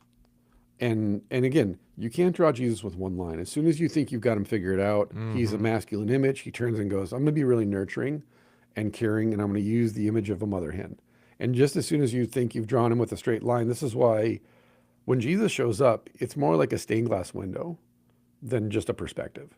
You have to look at him as a stained glass window. It's like as soon as you look at it, there's another thing, and it's all glass darkly anyways. But I think this then allows us to say, okay, again, there's a time to grieve, there's a time to weep, there's a time to nurture and be that person, but then there's a time to be the guardian, and there's a time to be masculine in our patterns of behavior. And you need both. Yeah. And if you can't be one, that's why God gives you a helper to be your strength when you can't be. Right. Again, a father has to teach the child how to be cruel because the world is cruel. But a mother has to teach the child how to be kind because otherwise the child becomes a tyrant. So the mother is like, don't be a tyrant. And the father is saying, don't be a wallflower. Don't get walked over. Don't be taken advantage of. You need both for a child because otherwise they become a tyrant or they just become trampled. Well, this is like our conversation. I mean, it's been a long time, but when you talk about meekness being the sheathing of the sword, keeping the sword sheathed. And yet Jesus tells Peter, bring a sword when we go to the garden. I know. It's there. And then he says, put away your sword. And he uses it. It's like, dude, you told me to bring a sword. And then you're telling me not to use it. Yeah. So it's like, what's that? Well, again, that's kind of foxy. It is. For Jesus to say, bring it, and then say, well, I didn't mean for you to use it.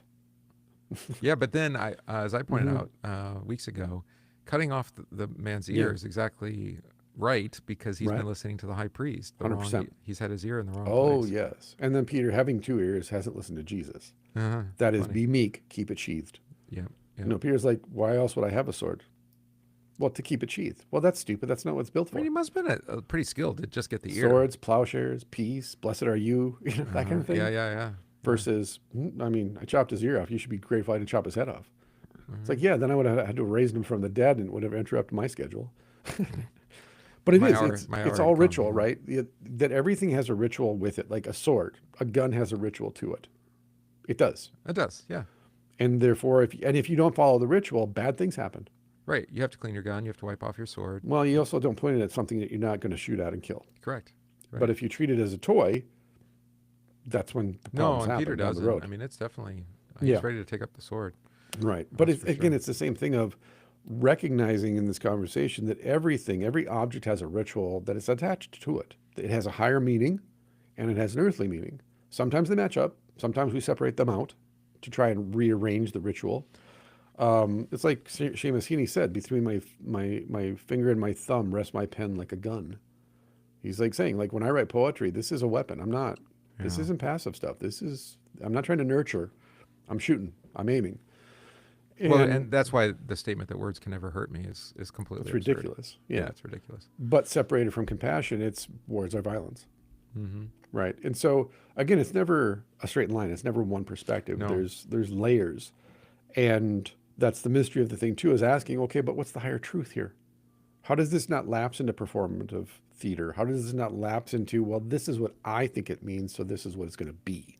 Well, that would be the next paragraph. Okay, there we go. Thus, ritual can mediate experience, including social experience. It standardizes situations and helps us evaluate them. It creates a link between the past, present, and the future. This is also true of language, as we were just saying. There can be thoughts which have never been put into words, but once words have framed a thought, it is changed by the very words selected.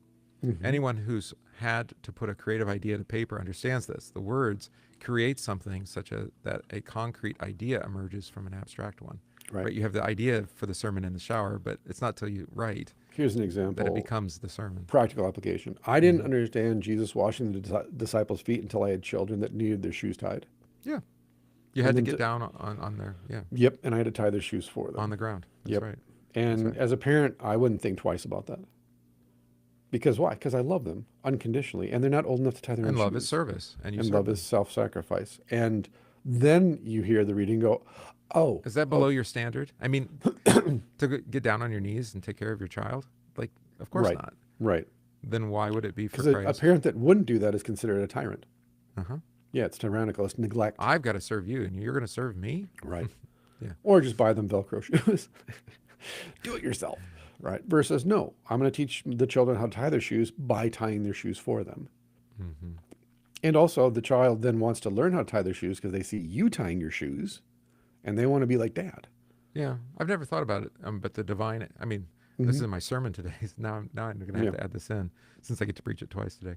Is that God comes down to us, but it's like the father who bends down to pick up his child off the ground. Correct. Right. Right. Again, the Farsi poem, right? How dare you yell at your mother, the hands that held you when you were helpless? Mm-hmm. And I said, that's Jesus. That's God the Father. What does it mean to be a child of God? He holds us in his hands when we are helpless. We are children of God, not teenagers of God, not even adolescents, not even toddlers. I'm getting better. We're babies. Yeah. And why are you yelling at the God, the Father, the Mother, who holds you when you are helpless? Well, who else can I yell at? Who else can I blame? Yeah, that's true. The woman you gave me? That hasn't worked out. No, that didn't. And ultimately, that was the woman you gave me. Wes Huff pointed this out, and I was watching an interview with him yesterday. He goes, when he does apologetics now, people don't ask, is God real? He goes, everybody wants to ask this, is God good? Mm-hmm. Right, that's the argument now. That's the argument, question. right? Yeah. He's like, and so you kind of have to adjust. You can't just use the old tropes. You can't use the old form of apologetics because it's a different question. Well, that's one of our classes. We're reading the Schultz book. Which did we read the book or we read Schultz? But no, we read Grief or Suffering. The problem of suffering. The problem of suffering. Yeah, we read it. Oh, it's a devastating book. It is. But that is the question that he's trying to get after, and that he struggled with, as he had multiple children. With one died in infancy, the other had long-term illness. Yeah. It's like, is God still good? Right. Right, and then of course, to the dyslexic heart, no, he's not. How do you define good? Mm-hmm. Right. Can suffering be called good? Well, we talked about this with my daughter. Is instead of starting with the problem of evil, start with the question: is God good? Mm-hmm. And then we can figure out what evil is. But that's what I'm saying. How can you define good? Because if you read like the book of Job, you're going to say, no, that's not God being good. Oh, yeah, he restored him at the end. Right. What about all the stuff in the middle? That's good too. That's good too. Yeah. We have to reorient the definitions of good and evil. Yeah, and to harmony and dissonance. I love that. One of the big struggles of Holy Week, then, of course, is why is it Good Friday? It would have been better for this man if he had not been born. Yep. It's like, well, how can you say that? Because you knit him together in his mother's womb. God repented of making man on the earth, and so he said to Noah. Yeah, he relented of what he. He doesn't even say that about Judas. Nope. Not even to Judas does he say that. No, I know. It's hard. Yeah. It's hard, and there's a mystery there, and I just have to let it sit. I don't for sure. I'm like, he says it in all the Gospels. Mm-hmm. He does. Yeah. So that means it was important to them when they heard it. It's not like it didn't stick in their craw. I mean, is it just a simple "don't be that guy"? As if. On one level, sure. Why not? Yeah. I agree with that on one level. Yeah. Don't be that guy. On another level, it's but by the grace of God go I. Thank God on another level, it's what do you mean? Better he had never been born. Why? You made him. Yeah, but it's also to the women of Jerusalem, right? Don't weep over me. Yeah. They'll say it's better not to have born and to have nursed children. And you're like, what? How is that better? Right. That's practically totally understandable. Well, you don't want to be caught in Jerusalem when it's dead wood. Yeah, you don't want to be there in the 70s AD when Rome comes down with the heavy hand. Because that's when the fire comes. Yeah. It burns everything, including the women with children. And yet rejoice that you will see the kingdom because it's for children. Yeah. So we have the murder of the innocents. Mm-hmm. You're like, that's awful. I'm like, why? They don't have to be tempted by sin. They don't have to suffer death. They get to live a full life. Yeah. What? Forever in heaven. Yes. Yeah. What? Yeah, you're going to miss them for it's the time. It's not fair. Okay. Right. Kairos skull. Yeah, it's not fair. Sure, fine. Chronos skull. I do this all the time. I do it now all the time to bless the mothers of miscarriages and the mothers of abortions, to say there's not 4 plates set out in heaven for your family. There's 6 or there's 8 or there's 12. You have no idea, because Chronos skull says one and done. If they're dead, they're gone. Jesus goes, what do you mean I am the resurrection and life. What are you worried about? You think I would make a child just we to didn't cast properly into hell? ritualize Right. their death because 100%. we didn't get a ritualized birth. And, 100%. Yeah. Okay. And the tax collectors and prostitutes at the table completely understood what was happening in that moment when he blessed them. Yeah. Or even the thief on the right, right? 100%. Yeah. Like what? Did he understand what Jesus was saying? I am not confident, but he believed it and he confessed it. So. He might have been in a little bit of discomfort and not thinking clearly. He got out a lot of, the other guy got out a lot of words for being crucified. Yeah. Like, how long did it take you to get that two sentences out? Exactly. That's what I was thinking yesterday. Yeah. I'm a little bit get distracted sometimes. It's Holy Week. Reading. It's Holy Week. We're by the punchy. readings. Yeah. Yeah. I'm like, man, how did he say all those words? Anyway, let's see. Finally. We'll just go to the next paragraph. Finally, Douglas notes that some things can't be experienced without ritual. Events that happen in regular sequences acquire meaning from their relation to others in the sequence. Without the full sequence, individual elements get lost. Consider the days of the week beyond their just marking off time. Each day has its own significance and comes with its own patterns and of habits. Mm-hmm. You know, everybody's working for the weekend. Yep. The observance of which have the effect of ritual. Going through one part of the pattern is necessary for being aware of the next. No experience is too lowly to be taken up in ritual and given a lofty meaning. It is. Right. Yeah, and here it is. The bridegroom carries his bride over the lintel. A man bends down on one knee as he asks his woman to marry him. Flowers are given to a wife on certain ritual occasions, such as an anniversary or Mother's Day, unless you mutually agree that that's dumb and you're not going to do it. But you know, go pick the flowers if you want. Yeah. I interrupted. You were going to say. No. Then it hit me hard. No, the patterns. We were talking about this yesterday in the terms of we don't live according to the seasons. We live according to the calendar. And so yesterday was the first day of the year, by the way. For those who don't know, in the old calendar, in the ancient world, April 1st is the first day of the year. How much of this is just you living contrary to everyone else? You mean like everybody lived for over 1,000 years before the Gregorian calendar showed up? And even before that. But we have this mutually agreed to Roman calendar. We really don't. It's imposed upon me. I wasn't invited to participate. I was told I had to. Do you have to consent? You don't have to. You just be late for everything by an hour. Oh, yeah. It's daylight. So, again, the devil always offers you the option that really is never an option. But no, we were just talking about it in terms of if you live according to the seasons, March 25th being the Annunciation and the death of Jesus, total sense. Also the birth. Or, the birth. Right, but it makes total sense. Yeah. Because it follows the seasons obey Christ, the logos.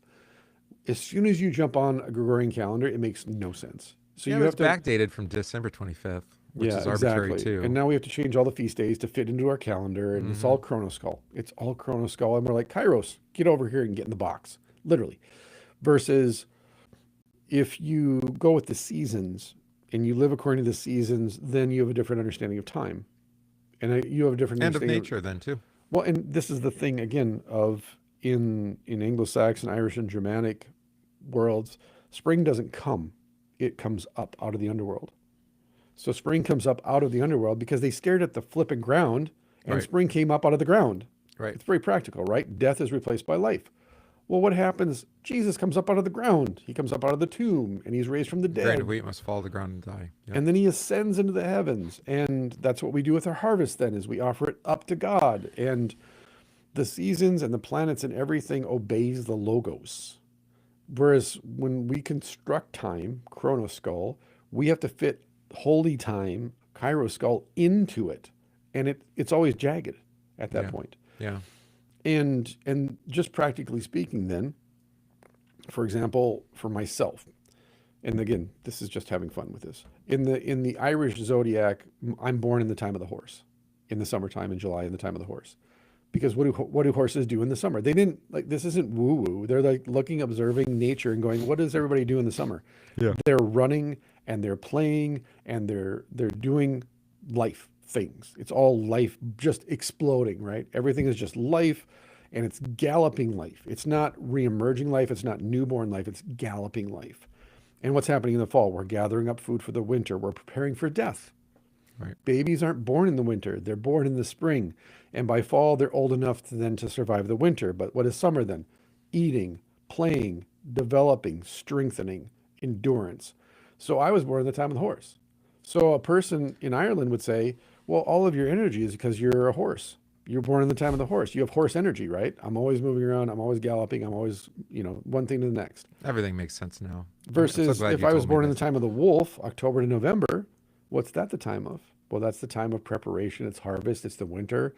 A wolf wind is what? A cold howling wind. What is December, by the way? The eagle. Oh. Yeah. Which is, by the way, goes right up to Christmas Eve.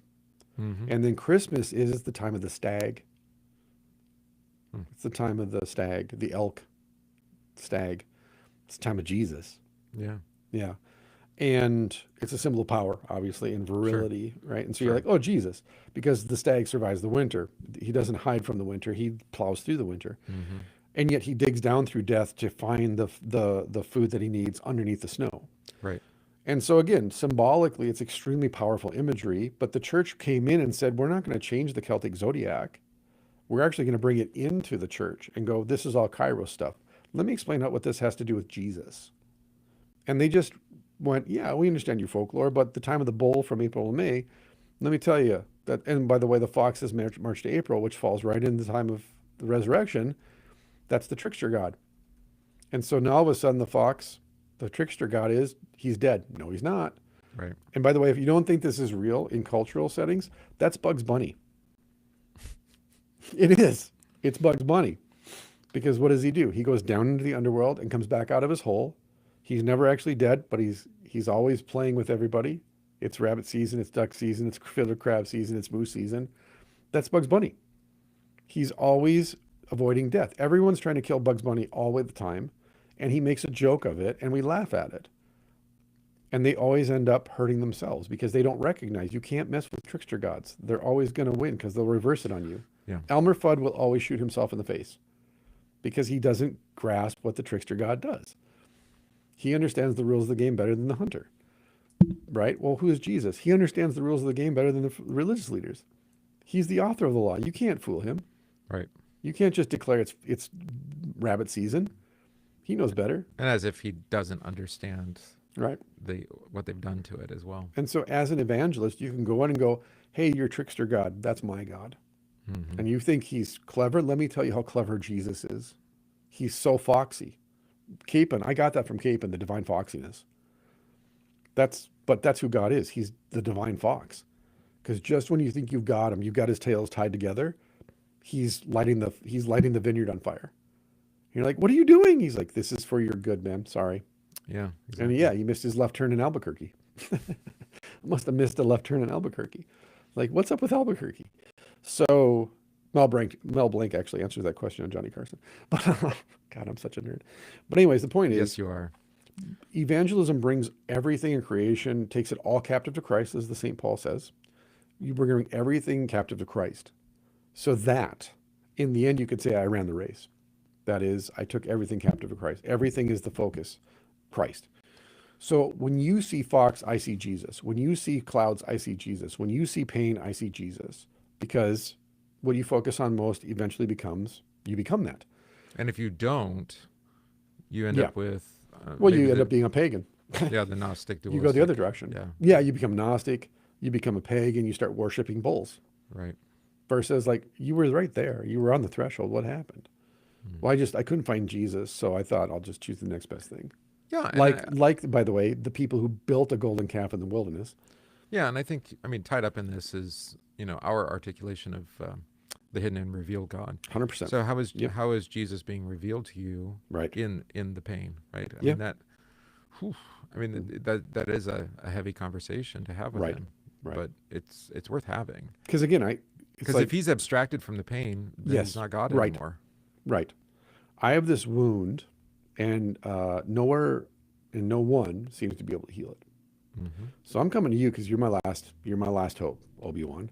And what are you going to do about it? Well, let me tell you, when you're in heaven, no. Yeah.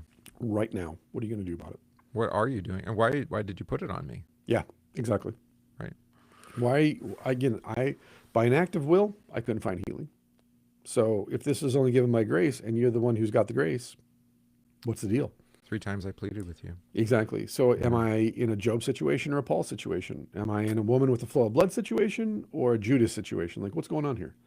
Because I don't know. I don't see. Am I missing it, or do I not know where to find it? Right. So if you want me to focus up, if you want me to see heavenly things, you got to open my eyes. Because I'm looking down at the mud and I'm like, oh, from dust I came. And thus the power of ritual grounded in God's word. He hasn't articulated that yet, but he's going to. Yeah. All right. In these ways, ritual not only communicates intentions, but conveys meaning. Yeah. For Christians, meaning is created by their engagement with central past events, which then continually orient them towards God's ultimate purpose. In fact, Wainwright notes that putting successive generations in touch with an archetypal story that accounts for the present order of the world is one of the ritual's most critical functions. Representation by word and deed of primal event asserts the foundational value of that event and allows latecomers to participate in its benefits and commit themselves to the maintenance of the established order.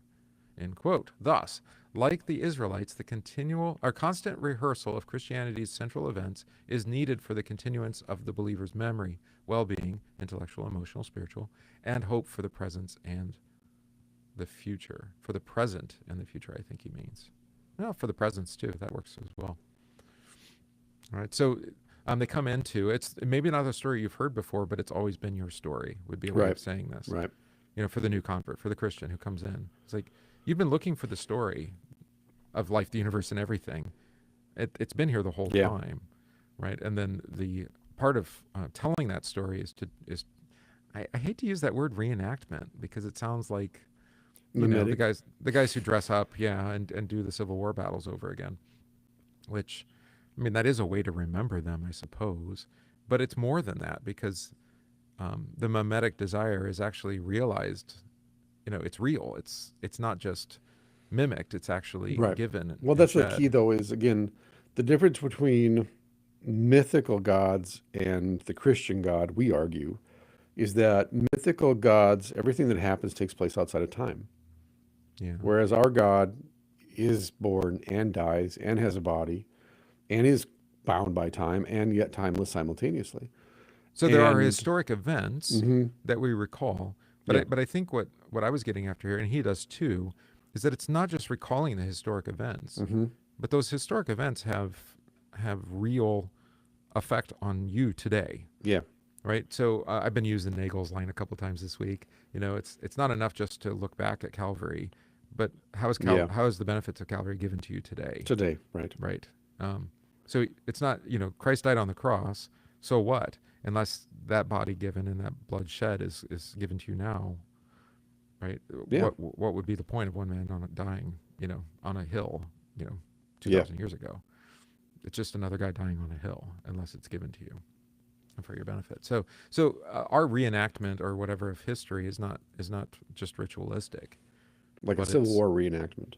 But it actually delivers what it 100% in time. What it promises in it time. Actually does what it gives. Right. Yeah. It's actually physical. Yeah. So there is a distinction made here between just pure ritual and ritual that delivers gifts. That actually delivers what it promises. Right. To that point, let's hear Dr. Kleinig finally. I front loaded that and I didn't.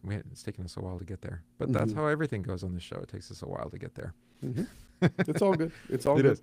Man's sin and God's holiness. With these details in mind, it's time to take a brief look at how ritual functions in the Bible. Thank you very much.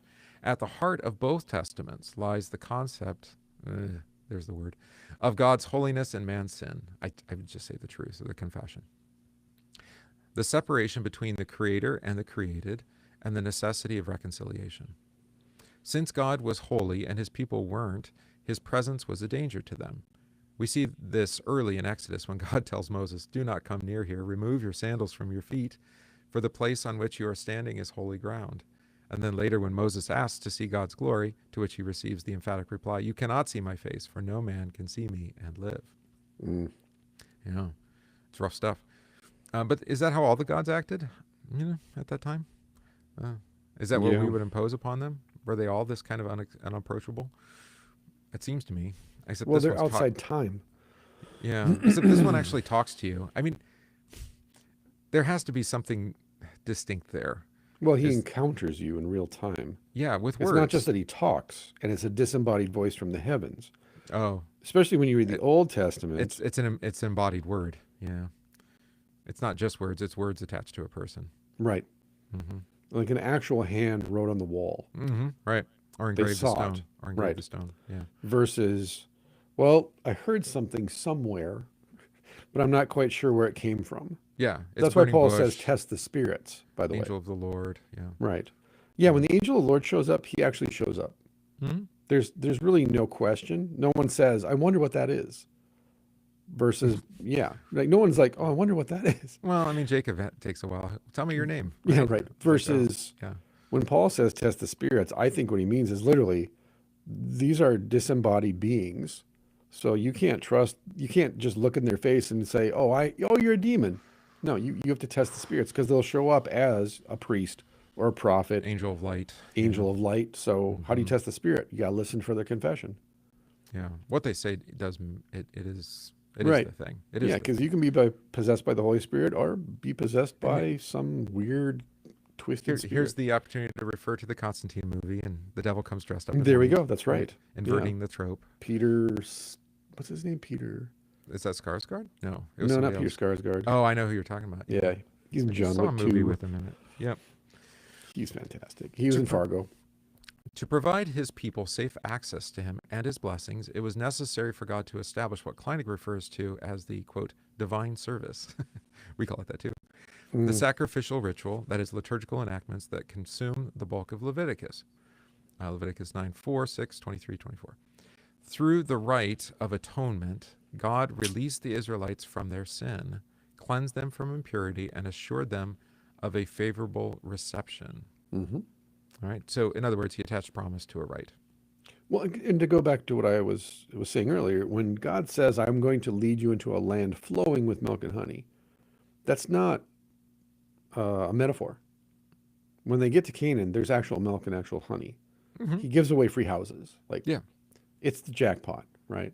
It's Oprah. Yeah, it's Oprah. Everybody gets a car. Yeah, flip my house. Yeah, and instead of paying property taxes, they were like, well, can we keep the slaves? Like, Yeah, no, build man, cities. come on. They inhabit cities they did not. Don't you remember when you were slaves in Egypt? No, because I wasn't born yet, dude. We got vineyards. We got we grapes got and everything. olives, almonds. The whole deal. And we didn't plant any of it. It's God remarkable that others. all the slaves in Egypt that came out of Egypt with that slave mentality died in the wilderness because they just couldn't, right? Yeah. And then as soon as they get to the promised land, their children and grandchildren immediately enter back into a slave mentality, just inverted. Yeah, they leave those Canaanites They're the slave on masters. the coast. It's Yeah. like, why didn't you just finish the job? You can't finish the job. Yeah. Well, if you eliminate the source of your slavery, then you'll no longer be a slave, and then you'll actually be free. Right. And then It's like, what? no, we're the slave masters. Are you though? Are you really I don't know. in charge? I mean, it's always like, whether it's the Philistines, the Canaanites, the Moabites, Shall we refer to the Midianites? or Amalek, or whoever. Any of the people that came out of Canaan that then came back into Canaan because you wouldn't get rid of them. Because, I just don't know how to milk cows. Assyrians. Sure, you don't know how to milk cows. Okay. It was the time for war. It was the best of times. It was the worst of times. Yeah, yeah. Let's see. Favorable reception, right. When the Israelites entered the tabernacle, which is where God, quote unquote, resided with his people, they, quote, stood before the Lord. He's quoting the Bible here, so that's good. But the purpose wasn't simply to establish his presence. It was rather to deal with man's problem of being sinful and unclean. It was against this background that Leviticus's ritual grammar of holiness was set, as it prescribed when, where, how, and why God shared it with the people of Israel. Right. So the important thing here with Leviticus, and the reason I have threatened to read Kleinig, but now we're doing it by way of someone else. That's fine. Is the necessity of the ritual gift of absolution. Yeah. Like, it had to be there. Everything has been working for that purpose. Yeah. God has always been a God of mercy, of grace, working to reconcile his people to himself. Right. Always the lamb. But obviously, the Levitical rite could easily be turned into our act of sacrifice to God rather than God's act of promise to us. Back to your original question, the woe is you. Better you had not been born. Yeah. This is the Aslan thing of he's a lamb until he's a lion. But he's not a lion to devour you. He's a lion to repent you, to drive you back to the lamb. Oh, yeah. I mean, that is part of the Judas story. That's so sad. It's just sad. Yeah.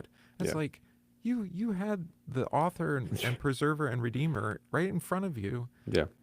And even Peter weeps when he betrays him and yet doesn't forsake him, which is, I mean, talk about a grace there. I mean, he does forsake him. He leaves him. He flees. But Jesus turns to him and he knows that there is contrition there. Although Peter has to wait for the absolution. So That's rough, right? To have to go a couple days until you get your absolution. Yeah. But so it goes. But there is that the purpose of the Lion of Judah is not to devour, that's the devil, but rather to drive you back to the Lamb. Yeah. That is from the law to the gospel. He's not a tame lion, but he is a lion. He's good. He's just not good. safe. He's just not safe. Yeah. Yeah. Lewis got that right. Yep. Yep.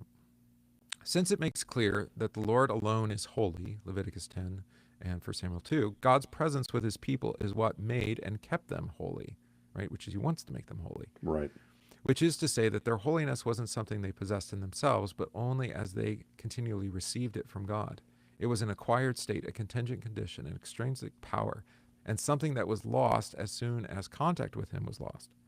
Because of this, the Old Testament doesn't define God's holiness in the abstract, but treats it as something that's experienced by personal contact and ritual interaction with him at the sanctuary. That all human beings are unclean and in need of constant purification is central throughout. Yeah. The congregation of Israel with its priests and high priest all needed to be purified before entering the sanctuary and sharing in God's holiness. But this occurred only through his decrees in the daily service. Yeah. So he makes you holy. Yep. And he does it in the way that he wants to do. Right. You can't make yourself holy. Right? And so the ritual. Good luck. Many have tried, and they are far better than you or I, and they didn't succeed. Yeah. Well, they're still dead. We try to make other people holy too, though. Oh yeah, that's my favorite thing to do. Yeah, Mahatma Bend Gandhi people to my will. Oh. No. I mean by elevating them. Yeah, in a secular sense. Yeah. Yeah, and ignoring their flaws. Right. This is the eulogy, the good word. Yeah. Right, which is an attempt to make holy, and then we come along as Christian preachers and say, Jesus died for them. And he forgives them. Yeah. And they're holy in him. Right. You're like, well, tell us more about the good stuff he did. Oh, you mean the things that Christ did in him? And well, that makes the cross the ultimate ritual, the highest ritual. Yeah, but also the almost incomprehensible one. Well, yeah. Because how long has he been doing this? Since the beginning of everything? Killing to make alive? Yeah. Starting with himself. Well, and the first animals that were killed in order that the Adam and Eve would be clothed. Yeah. Yeah, literally covered, absolvo. Yeah. To have it taken off of him. Yeah. Although I love absolution as a word because you hear solution in there and you're like, this is water stuff again. Yes. 100%. Right. You're being washed clean again in the word. You're being made soluble. That's a mystic term, to melt into the divine. So, I mean, I think St. for John a lot the of Cross. people, the Levitical rites and, well, just the book in general, because of its length, I suppose, it's almost unapproachable and unimaginable. Oh, yeah. Like all the blood of bulls and goats. Well, yes, all the blood of bulls and goats. But maybe not until you've actually had blood sprinkled on you can you even begin to live in it. Right? Well, we talk about this in the gym, actually, that if you've never been punched in the face, everyone's afraid of getting punched in the face until you get bloodied. Okay, I'll raise my And then hand. you realize, oh, it's just pain. I'm not broken. I'm not dead. It's just pain. I might have a broken nose or something. Well, I did, yeah. But after that, it's not so bad anymore. And actually, you literally just brush it off and keep moving forward. You grow calluses. But also in that bloodletting, you bind yourself to the other person that you're training with or you're fighting against. Like there's people that I'm really close to online that I've competed against, that I've fought against. And that moment, there's a bond that's established. There's something exchanged between the two of us, sacrificially speaking. Yeah, there's blood. There's blood, real blood and sweat. And like I said, my most intimate relationships are with some people. I don't even know where they live. I've never been to their house, but if I called them today and asked them for help, they'd be like, what do you need? Again, they don't have modesty when it comes to our relationship. They're like, what do you need? Money? You need my time? You need me to show up? What do you need from me? I'll give it to you. So But what we is bled it about together. the ritual of it? I mean, that it was so, it's one intimate of a sort. I right? gave Even though you it's my violent. life. Mm-hmm. I There's gave it. Yeah. There's an openness or a For sure. Well, vulnerability. Think about it this way. Let's say we're play fighting, we're sparring, and I take your back and immobilize you so you can't move. And then I wrap my arm around your neck and I start to choke you unconscious, right? And in that moment, you realize if he wanted to, he could kill me. And you tap and I let go and we laugh about it and we reset, we start over. I gave you something that you just gave to me, which is your life. Because if I don't respect our contract, if I don't respect our agreement that when you tap, I'll stop, Yeah. and I kill you, or just choke you unconscious. And you wake up, you're like, I tapped. Why didn't you stop? I didn't feel like it. You're never going to train with me again because you can't trust me. That is, you have no faith in me. So the vulnerability in combination with trust. By proving myself trustworthy, Yes. you trust me. Yes. And vice versa. And in the gym, we have a code. If somebody is wild, they'll sit alone for 30 minutes because no one will spar with them because there's no trust. And then I will tell other people, don't spar with him. He's not safe. And all of a sudden now you have to leave the gym because even people that have never experienced training with you will not train with you. This happened last night with a guy where I went with him. And then finally I'm like, listen, just so you know, and this is my final warning before I beat you up, what you just did is a douche move, right? He took my head and he like mashed it into the mat, like pushed on it with his, right? It's not cool. It's not illegal. It's just not cool to do in the gym. In a fight, go nuts. And I warned him and he came up after and said, hey man, I'm really sorry. I'm like, hey, you didn't know. So don't worry about it. You're forgiven. And I said that. Now, if he does it again to anybody, I'm going to call him out because I'm also a coach and I have to call him out. I warned him, now, don't break trust. Yeah, because part of that trust is restraint. 100%. But if I see you only apply that to me because you're afraid of me, but you still apply that same ethic towards other people, you're a liar, you're a hypocrite, you're not safe, and you don't have trust. There's that too. So on a vocational level, it's still the same as faith upwards. It's just faith horizontally, which is, unless you're trustworthy, I can't trust you. And that trust is deepened by suffering together. Right. And ultimately, here's my health and well-being. I got to go to work tomorrow night. I'm a pastor. It's Holy Week. And you're an atheist. You're like, you know what I'm going to do? I'm going to blow out his knee so he can't work because I hate God. I can't stop you in that moment from doing that. But guess what? From then on, we're not friends. Yeah, and what you're articulating, and again, what is maybe not so hard for us to understand using what you've experienced here, is that there's community as well with the ritual. 100%. It's communal. Yeah. Yeah, it's communal. What you do to me, all of us experience simultaneously because we're all on that edge all the time. We heard this on Tuesday from John 12, but the Greeks come to Philip, and Philip goes to Andrew, and Philip and Andrew go to Jesus, and the only thing they can say is, just come and see. Right. Right. And to deepen this, based on who you train with and how long you've trained with them, before you start, you go, how hard do you want to go? That's trust. There's already an implicit kind of. So I'll ask, hey, how hard do you want to go tonight? Well, let's go at competition speed. Meaning we're going to go 100%. Meaning that everything that comes at me is going to be coming at 100 miles an hour.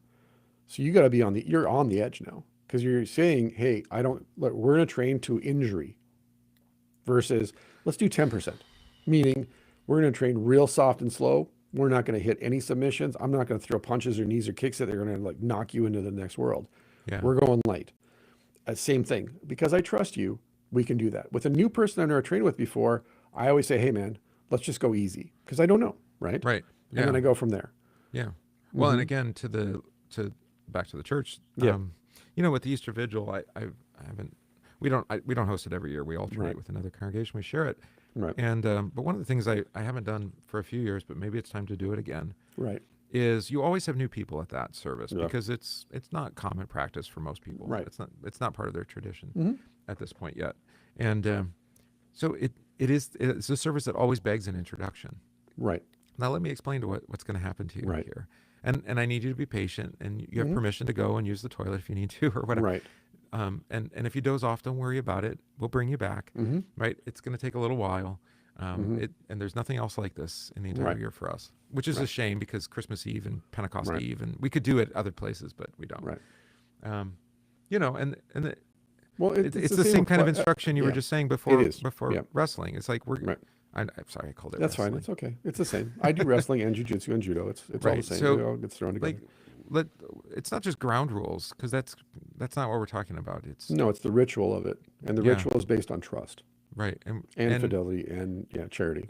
And so you might have to say, here's where we're going, or here's the goal. In the church, for example, someone comes in, hey, have you ever? No, don't have any idea. Just okay.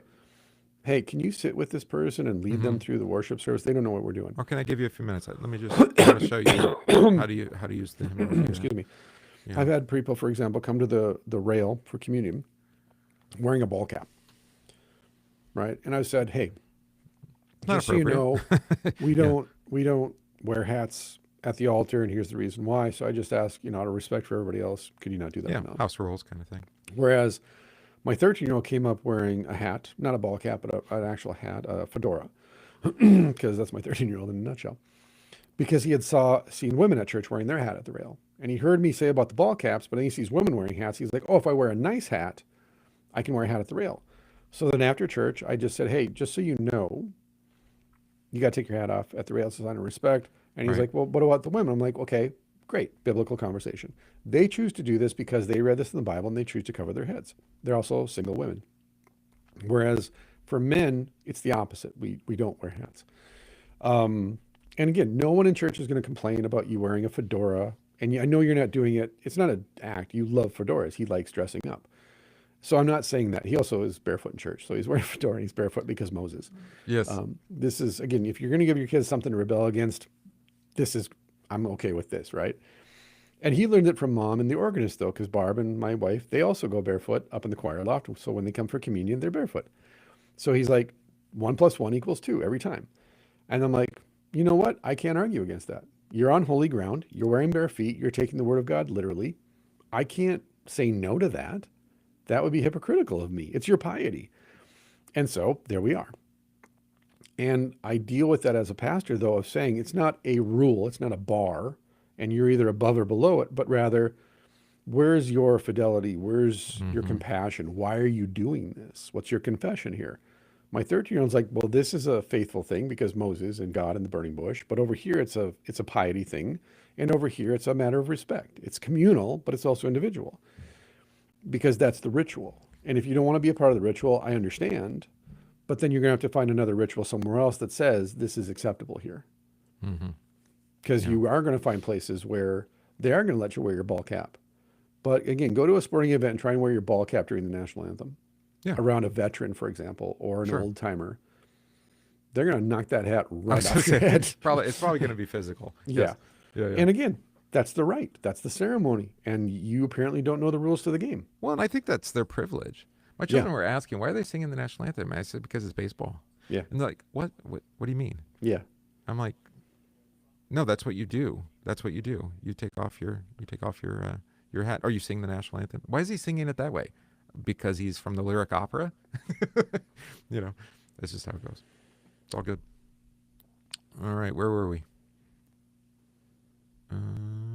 You're in charge. I'm just along for the ride. Yeah, right. That's right. I am in charge. Thank you for that. You're welcome. Given their Old Testament prominence, Kleinig observes that God's decrees served 3 functions. First, like the words of Genesis 1, they were creative. They created the tabernacle as God's residence in the midst of Israel and its services. Second, they were sanctifying, and that by his word, God sanctified all that is holy through them, that's a huge emphasis from Kleinig, and I love it. Yeah. His words make holy. They're holy making. You're right. Third, the Holy Spirit isn't holy as an adjective, as Luther says. He's holy because he makes holy people. Yes. Yeah, There it's you his go. job description. Yeah, the Holy Christian Church. Right? Yep. The holy people. Anyway, third, they were life-giving in that by his word, God shared his life-giving blessings with Israel and protected it from evil, which I think we miss with Leviticus, at least we miss it because we skip it, but Right. if we did read it, it's like this is all for their benefit and their blessing. Yeah. Thus, by instituting the divine service and empowering it with his creative word, it became a sacramental, that is external, visible means through which God works and preserves faith. Thank you, Mueller definition. That's fine. That's Augustine too. Divine human enactment. Oh, there's Kleinig's word, enactment. His word, he does. His word turns this human enactment in his presence into a divine enactment by which he meets and interacts with his people. It's God and his people together, right? In the divine service, I would put it in caps, but okay. God instructed his people how their behavior and communal life were to harmonize with their involvement in the sacrificial ritual. Thus, in the sharpest contrast to the modern contempt for ritual, which, what year was this book? It's not that long ago. 2020. Nice. Yeah, maybe we're still contemptuous. I'm not sure. Speaking of rituals and ceremonies. 2020. Correct. Yeah. The Israelites valued and depended on it for continued sustenance, which God made possible by giving them rituals that pleased him and which they regarded as essential to their life as his people. Kleinig notes that, quote, since they were God's holy people who oriented their society around his presence with them, their existence as a holy community depended on their enactment of the sacrificial ritual that he had ordained for them. Because you get lost in the wilderness if you don't. Yeah, exactly. It holds you to the temple, doesn't it? Or to the tabernacle. Yeah. So we will not understand what they believed unless we understand how their faith was ritually enacted. That's Kleinig's quote. This as you worship, so you believe. And how you believe is how you worship. Yep. This is a critical point, and it highlights the fact that we can't properly understand the ritually laden New Testament without seeing the people of Israel in a ritually mediated relationship with God. Yeah. So it is the ritual that is the, you want to say it's the bridge? I think so. You know, it's God and his people together, because they're doing it together. God is giving, and we're receiving. To correct St. John of the Cross, it's the ladder of divine descent. Yeah. Oh, that's my whole sermon for today. Yeah, it's the ladder of divine descent. We don't go up to him; he comes down to us. He condescends. Right, because I have him coming down to Sinai, and I'm like, how much even better that he comes down with the basin and the towel to the floor. Well, of the kitchen. especially once you understand the cosmic mountain imagery. Right, and that's what I'm working with. You know, with all of the sapphire, pavement and all of that. It's just like, whoo, is it? It's sapphire. Same God. Yeah, same God. Do they understand? Does anybody understand what's going on here? Because we treat, you and I don't, but I think in general, maybe it's American, I don't know, continental. We treat worship, we call it worship. If it isn't man-centered, it's definitely non-mystical for most people. Yeah. It's flat in terms of its higher meaning or higher realities. Drab. And it's not just that we sing boring songs or the liturgies, shortened or reworded or something like that. Right. It's maybe it's just it's on the preachers who just aren't saying, here's what you're receiving here. Right. And over and over in our hymnody, confessing that, right? Time with eternity and heaven and earth joined together. To apply the logic to the sermon, bad sermons cast spells. Great sermons, meaning the gospel, breaks bad spells. Breaks spells. Mm-hmm. Bad sermons. Here's what you think. Well, a bad sermon would be about Christians, first of all. And ultimately, it denies the sacraments. It denies the presence of the holy in real time. It denies the mystery altogether and makes it rational, logical, therapeutic, about feelings, about knowledge. Doesn't this just make you want to... I mean, I did quote Luther saying, if we understood what Jesus was doing here, our hearts would burst for joy. 100%. Right. Which is true, but we don't. That's the whole point. Right. That's why our hearts aren't bursting for joy. Right. Yeah. No, I think a bad sermon does cast a spell. I really do. I think it's sorcery. Give me kind of an example, because... Like I said, it's about Christians. About what we're doing for God. It's going up the ladder. It's denying him in the sacraments. It's denying that the gospel actually does what he says. Okay. It's divination. Yeah. In Christian language, but it's still divination. Like I said before, when you read other religious texts, for example, or other proclamations or sermons of other religions, if your sermon can be swapped out for that sermon, that's a spell. That's sorcery, because that's the teaching of demons. Biblically, like the New Testament's very clear on this, right? It's the teaching of demons. A great sermon that is just the gospel of Jesus Christ for you for the forgiveness of sins, new life, and salvation breaks those spells. But for those who are under a spell, and to have that broken is to pull the whole earth out from underneath their feet, because they're bewitched. Yeah. They've been seduced, and they're living a pornographic version of Christianity, not iconic. Well, that is Jesus' interaction with Pharisees and scribes. It is. But it's also, like we were saying with the Judas story, Judas is caught up in a spell. As if, like, if I just have enough money, I'll be happy kind of thing. I mean, it's really kind of callous that way, because he's a thief. Yeah, right. But that is, you don't have to thieve. You've got the author of all things in front of you, who can give you daily... Didn't you see the daily bread? Like, what do you... Yeah, why are you jumping over the fence? Yeah, exactly. Exactly. Like, what sense does that make? Breaking that spell. I like the idea of breaking spells. I have to think about it as that, see how that affects the words, the way I say it. Breaking... because not spell casting, because that is the danger, isn't it? It Like is spell casting. You're literally spelling out words that then cast well, it's Christ capture doing people. it, right? If I'm instrumental in Right. a Again, positive sense. for those, if it helps people conceptualize this, visualize this, it's the old magic that C.S. Lewis talks about. That is literally the word of God that creates from nothing. And then new magic would be, well, anything after the fall. So you can talk about Jesus. The demons know Jesus, but they're still casting a spell in the name of Jesus. The book of Acts covers that. You have Magus, Simon Magus. He's a spellcaster, literally. Yeah. That's what he gets paid to do, but he claims he's an evangelist. It is true. It's kind of funny. Versus in the Gospels, they're like, "Hey man, they're casting out demons in your name. Stop that." Hey man, if they're not against me, they're for me. Yeah, and I don't think we want to, discount the effect of Simon Magus's quote unquote ministry. Well, any more than was successful, right? Any more than we would, the faith healers or the Baal and Ashtoreth people. I don't think it's a stretch to say Simon Magus's ministry was much more fruitful and productive than any of the apostles or disciples. Well, I wasn't going to go there. I wasn't going to go there. Absolutely it is, because heresy will, again, to steal a quote, heresy will travel around the earth by the time the truth gets out of bed. True doctrine gets out of bed. Well, and so what I was getting after is get your ears for novelty. Yeah, but that it actually there's something happening. Yeah. And that we discount false teaching as saying, well, nothing really happened. No, it is powerful. I bet. I mean, watch a voters meeting. Well, there's telling me that there's not people under a spell in a voters meeting. I could give you examples. I was even thinking of somebody like, who's the motivational speaker guy that has the really growly, deep voice? Joel Osteen? No, he has the squirrely, high-pitched voice. I know, I'm just kidding. No, I'm thinking of the motivational guy teach. I almost had it. It's like he smoked too much. But he's really buff. He looks strong too. Man motivational, whatever. Okay. You mean David Goggins? Well, no, David Goggins is a good example.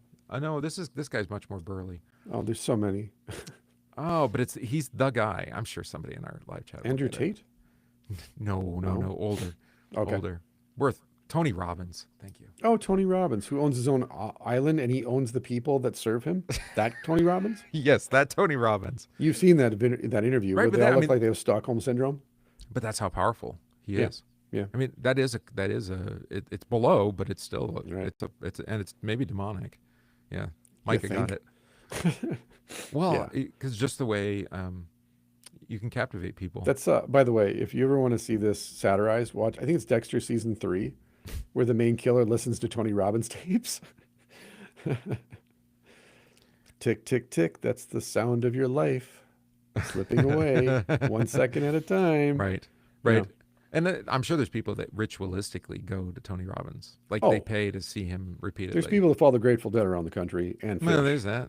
I'm sure they show up for Tony Robbins in the same way. Well, now it's Guster and who are the other jam bands, the touring jam bands? Still string cheese incidents out there. No kidding. That's unfortunate. Wild. Yes, I know. I can't believe they're still going. Well, Switchback is still going. I saw last night. So yeah. Well, I watched stunning. I watched a video of who's the band that everybody hates, the rock band? Nickelback? Yeah, doing a cover of Led Zeppelin. Yeah. How is it that you came to that right away? Just saying. The answer is always Taylor Swift or Nickelback. The best is the I know we're really losing it here.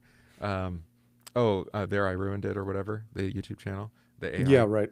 Where it's Nickelback singing about Nickelback or whatever. Yeah. And it's just Nickelback on top of Nickelback. Yeah. It's all the mirrors. It's turtles all the way down. Yeah. Turtles all the way down. But again, these are rituals. We're talking about rituals. These are all rituals. Memeing? Yes, memeing is definitely Memeing is definitely a ritual. Yeah, ritual. Absolutely. Yeah. It's extreme. It's ceremonial because the thing about a meme is not getting. We could spend a whole podcast, but the meme is using tropes.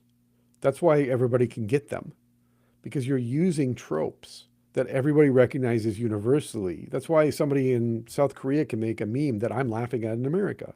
Yeah. Or someone in Madagascar is making a meme that some Norwegian guy's laughing at, because it's using universally known tropes, images, symbols to mock or satirize something or to laugh at ourselves. And everyone goes, oh, I get that. Versus, the left can't meme, joke Why can't they meet? Because they're not using the tropes and the metaphors and the symbolism that everybody recognizes universally and goes, that's funny. Yeah. And instead they're saying, isn't this funny? And it's like, no. Right. If you have to tell me it's funny, it's not funny. That's the point. And not to say that, it's, and again, that in and of itself is a trope to laugh at. It's not true of everybody who's, left or liberal or a Democrat. It's just to say, as a stereotype, as a caricature, as a cartoon of those people, funny. And we have the same on the other side, right? Conservative, right, Republican. You have tropes about them. Right. And you laugh at the universality of it. Back in the day, we used to do this with racism. We used to make jokes about racism and laugh at ourselves, at how absurd it is to be a racist and to judge someone by the color of their skin. And we would laugh at the universal symbols of this, and we'd all get along because we mocked it. We mocked the devil, the social, cultural devils. And now we can't anymore because it's so serious. To quote the Joker, why so serious? And so that in and of itself, I mean, even the Dark Knight it's the Joker represents the destruction of symbols and rituals and ceremonies that were set up in the first movie, Batman Begins, when he's in the plane with Alfred and says, I need to become a symbol. A symbol of what? Terror for the criminals. Well, guess what? In Batman Begins, everyone's afraid of him, not just criminals. He's horrifying. Yes. That's the problem, is that by the end of the trilogy, is he the hero? Not really. This is, Harvey Dent says, live long enough, so forth. Batman never can be the hero. Well, no, because his whole symbolism is of terror. Versus Superman inspires hope. His whole symbology is hope. So therefore, when he acts against character, everyone's like, wait. That's what villains do, Superman. Versus when Batman does it, you're like, yeah, it's just what Batman does. Drinking in the bar, right? Right. Exactly. That meme of Superman drinking in the bar is funny because he's got gray sideburns, he's drinking, he's bent over his drink, and you're like, that's funny because that's contrary to the symbol of what Superman is. Why would he ever need to drink? Right. But if a priest were there doing that, you'd be like, oh, that priest is broken too. He's not supposed to be in the bar. If Batman's in the bar, you're like, yeah, he's probably hunting someone. That tracks. Or he's just Batman.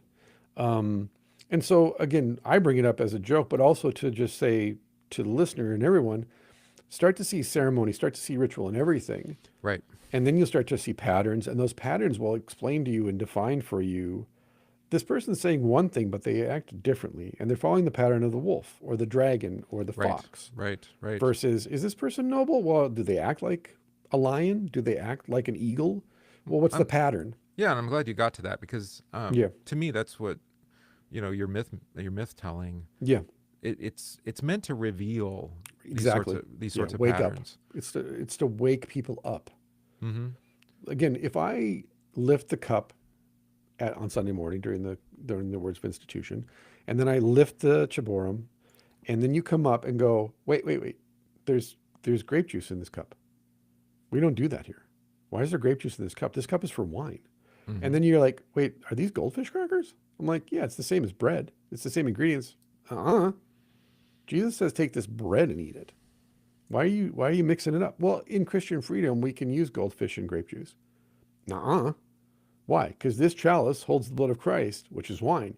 And this patent here is to wipe it off, and then this is to do this.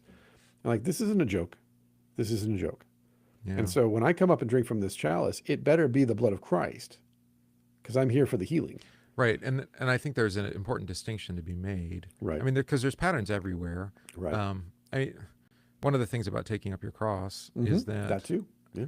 Well, is that taking up your cross is something like bending down and tying your child's shoes. Correct. Yeah. But I was just thinking of the way that ritually and our churches sometimes enact the passion. They just, They I don't want to make it too personal, but they redo it on their pastor.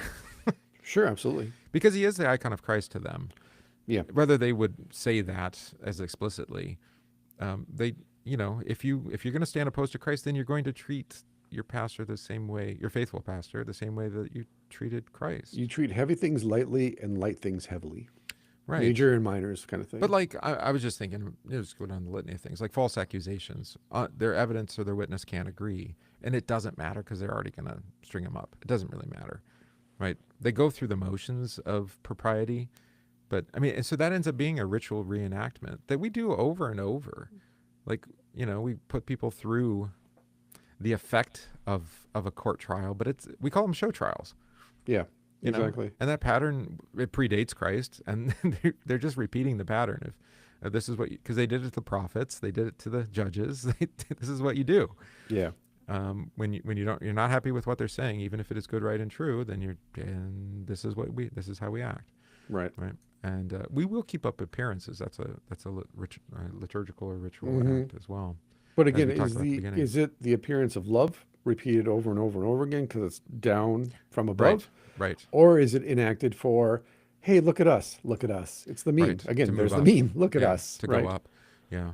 Versus, and I must decrease so that you may increase. So that's an important distinction to make. Also, ritual instituted by God and ritual instituted Yes. by man. Yeah. We're going to be highly critical of our own ritual. Right. And we've been advocating that over the last few minutes, I think. Is to think critically about why you do what you do. Right. Right. And if you can, if just making a small change of always blessing people before you leave them.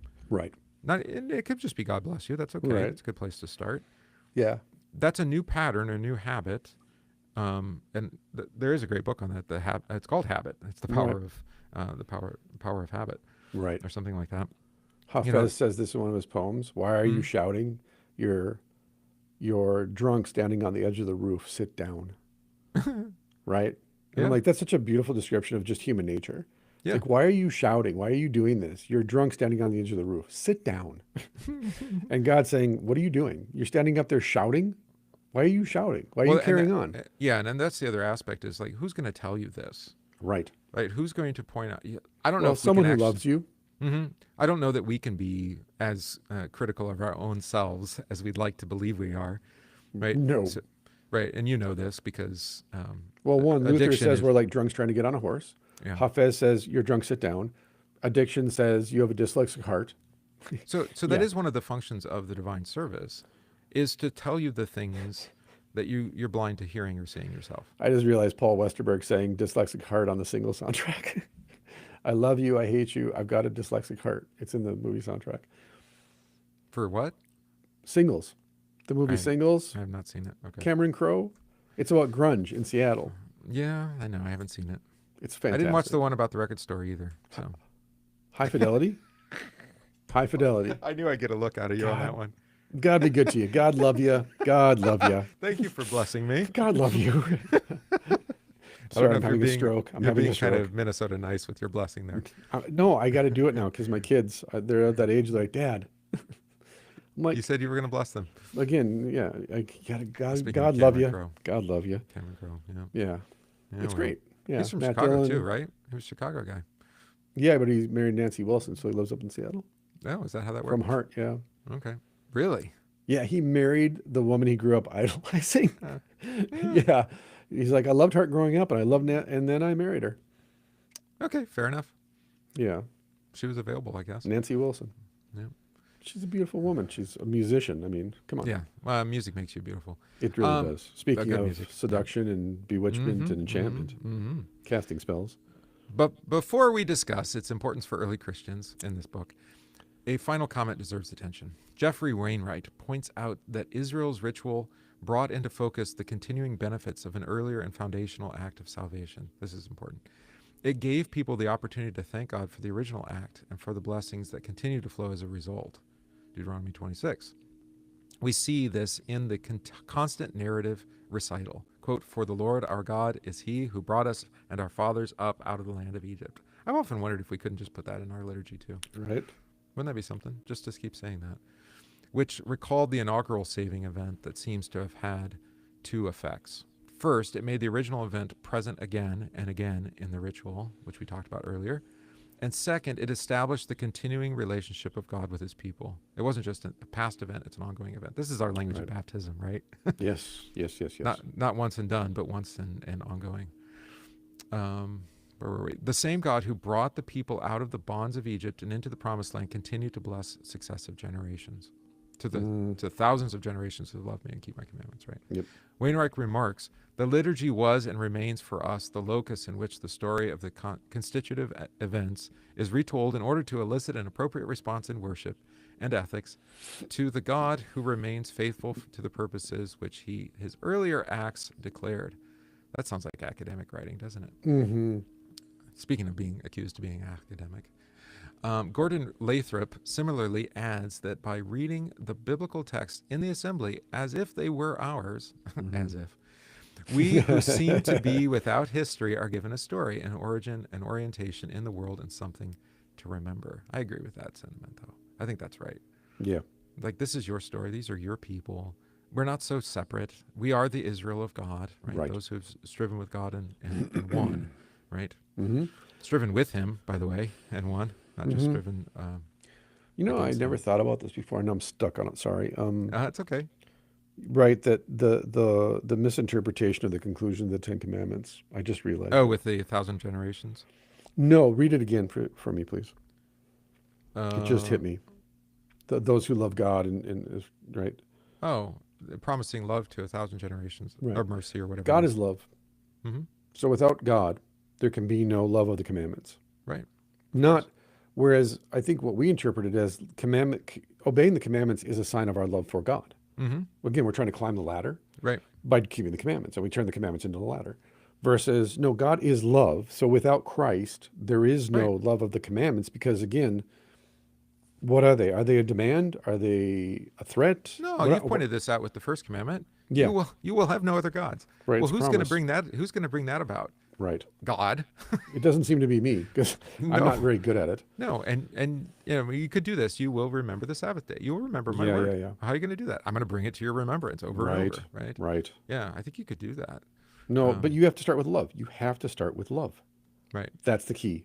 You've got to start with love, not keep the commandments. Well, and that's the way the Because commandments it is start. interpreted. At I, least the Lord way, your God. right. You know, and we always want to do the jealous. It has God come part. to me as a threat. And I don't mean from others necessarily. I just mean in my reading of it, it's come to me as a threat. Right. Like you read that and go, "Oh, that's a stinger." Like, Yeah. that's got teeth. Versus, Yeah. no, if we start with God is love, and then it says that essentially, then all of a sudden we don't have a problem. Where's the Because commandment? Exodus, is that Exodus? I don't remember what chapter the commandments come in. Is it 16? No, that's bread from heaven. 22 22. and 30, depending on Deuteronomy or Exodus, yeah. Yeah, well, that's why I'm getting confused. Is it Deuteronomy or is it Exodus? Because the way he starts them is the way It's Exodus 30 and Deuteronomy 22. Exodus 30. Oh, Yeah. yeah, because I'm in the book of the covenant still. 23 is the covenant. Altar of incense, ransom money, bronze laver, holy anointing oil, the incense. See, Exodus has all this stuff anyway. Right. Building the temple, Sabbath Even though they law. didn't have any of it yet, he's like, just so you know, when we get there, you're going to need this stuff. Yeah. Anyway, it begins with, you know, I'm the God who brought you out of Egypt, out of Yep, slavery. exactly. That's the context of the commandment, Mhm. right? And so then we read them, and I like just saying the devar, the words. Yeah. That's fine. I think that's a nice way to Yeah. reframe it, Right. if you like. Is this is who God is for you, and here's who He's a Right. holy making God. This is what His holiness will look like in you. Well, then the commandments begin with the promise rather than Yeah. the demand or the threat. So then you go, okay, why is God love? Well, because he literally surrounds you with his word to protect you from yourself and each other. Yeah. Because he knows. He knows. You can't even, as Nestigan taught me, these are the bare minimum for human life. That's what the Ten Commandments are. This is the bare minimum. And we can't keep the bare minimum for human life. Like, honest to God, what is there left for me at that point? You can't even do the bare minimum. Okay, Right. what else is there? Like, no, there's no bottom past where you're at right now. Yeah. So, the sanctifying work is God's work, is the point. That's why it Yes. starts, I am the Lord your God who brought you out of the Yes. land of Egypt, out of the I house of am. bondage. I am. Yeah, This I is am. who I am for you, and this is what I'm doing for you. Right. Land of milk and honey, free houses. Yeah. Right. And also, when Jesus makes these astounding promises, that, in the Sermon on the Mount about, peace and swords into plowshares and all of that you mentioned earlier. Right. Well, that is, you shall not murder. I Yeah. mean, Bare minimum for human life. Stop killing each other. right. I don't understand. Well, let me make it more imagery rich for you. This is a sword. This is a plow. Well, and I think now back to Judas, that makes sense. Then the problem with Judas is not that he doesn't have a merciful God. It's that Yeah. he does not believe he has a merciful God, and so now all he hears is threat. Yeah. What's Jesus going to do to me? So I'll go give the money back because I'm worried. I'm afraid of Jesus. He's afraid of Christ. He's not afraid of anybody else. Yeah. And of course, his own sin and standing before God. And meanwhile, Jesus has been preaching to him grace and mercy and been welcoming sinners for 3 years, but not him. He doesn't believe that's for him. And then that's devastating. It's just so sad. Yeah. Thus is Good Friday. Okay, should we finish with the Passover? Yeah, do it. Bring it up. Because that's where we are. And goddamn your Seder meals, by the way. It's not New Testament. It's not the sacrament.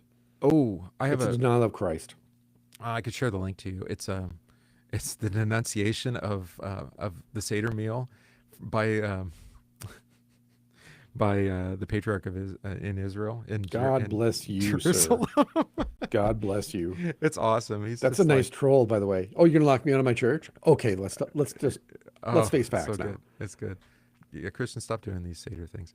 All right. The annual Passover liturgy is a prime example, as it allowed succeeding generations to quote unquote relive in ritual form the original deliverance from the bondage in Egypt. This is also Holy Week for us. Nice. Exodus 12 and through 13 oscillate between the events of the first Passover night itself and the later memorial observance of Passover and unleavened bread. By commemorating the Exodus, this annual ritual transmitted to each generation a belief and experience of the saving power of God who brought Israel out of bondage. Quote, and when your children say to you, what does this rite mean to you? You shall say, it is a Passover sacrifice to the Lord who passed over the houses of the sons of Israel in Egypt when he smote the Egyptians but spared our homes. Isn't that great? Our homes, hundreds of years before. Those were our homes. That was Israel's constant refrain. By the way, this is why we use the language next week, or Sunday. Yep. Christ, our Passover lamb, has been sacrificed. Christians, to the Paschal victim, offer your thankful praises. Right? Jesus is our Paschal feast, our Passover. In ending, we should also note that much of the Old Testament material had its origins in the Israelite liturgy. The hymnic forms of Isaiah may have liturgical origins, and the minor prophetic books of Joel, Obadiah, Nahum, Habakkuk, and Zephaniah are probably the liturgies of Israel, or at least strongly influenced by their liturgical forms. We're going to sing the Song of Habakkuk on Friday. On top of that, it's likely that many of the Psalms had liturgical origins. What's central is that the message of judgment and hope was preserved through the liturgical readings in the worship of the synagogue. I think that's probably right, because we talked about David having his chair in the temple. Yeah. Or in the tabernacle, I should say. So he, in Thanksgiving for God's deliverance, he would go and pray the psalm, and it was recorded by the priests. And some of those psalms are noted as to who recorded the psalm. Right. That's an interesting notion. It's not like he just sat in his study and said, "Oh, I need to write down some more." That's right. More psalms for the Sometimes church. a great notion. Yes. No. Yeah. But it's in the because some of them actually have the note, at the head of the psalm to say, this was when he confessed to Nathan, right? Psalm 51. Right. Or this is when he was delivered from Saul, from the hand of Saul. Okay. Right. So then we even know the context. But the idea that you would respond with a liturgical song, and then that would become the song of the church. I think that's a helpful note. How much of what we do today, ritualistically, will stand the test of time? You can't know, right? Yeah. And that's not why you do it anyway. Yeah. Right. But write the hymn. And then maybe it becomes Thy Strong Word, which is only 75 years old and is a beloved favorite. Yes. Right? Is it 70? It's probably 75 years. It was written for the anniversary of the Synod, 100th anniversary, I think. So did Franzman know when he wrote it? No. I mean, did he seek it to write a faithful confession of the church and the power of the word to create and sustain the church? Yeah. Because that's who he was. He was a faithful man.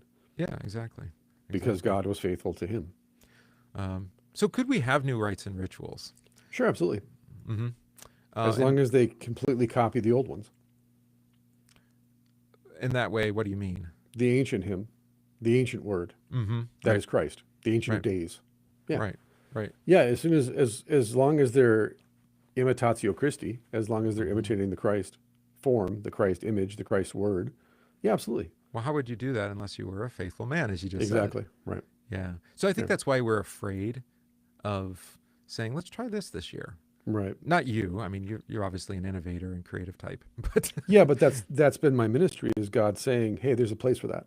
yeah. It's over here, not there. You can still serve the church, but in the liturgy, you can't. There's no room for you and me in this liturgy to be creative. You're the sub-creator here, not the creator. Yeah. Over there, you can create poetry and write your articles and paint your pictures and draw. Do that over there. Serve the church. Give it away, right? But in the liturgy, you're not going to do that. There's no liturgical dancing up on the altar. That is the next chapter in the book, by the way. Oh, there you go. So, which is creativity, depth, and frameworks. And I think frameworks is what we're talking about here. Who was it who said you can't be a Christian if you're not an artist? Who was that? It was an ancient church father who said it, I think. Oh, really? Okay. You can't be a Christian if you're not an artist. And he wasn't saying like literally if you're not a painter or a left drawer, brain kind of thing. But no, in the sense of like an Or artist right in a sub-creator, like we talked about last week, in the sense of everything is godly art. Everything that God creates is art.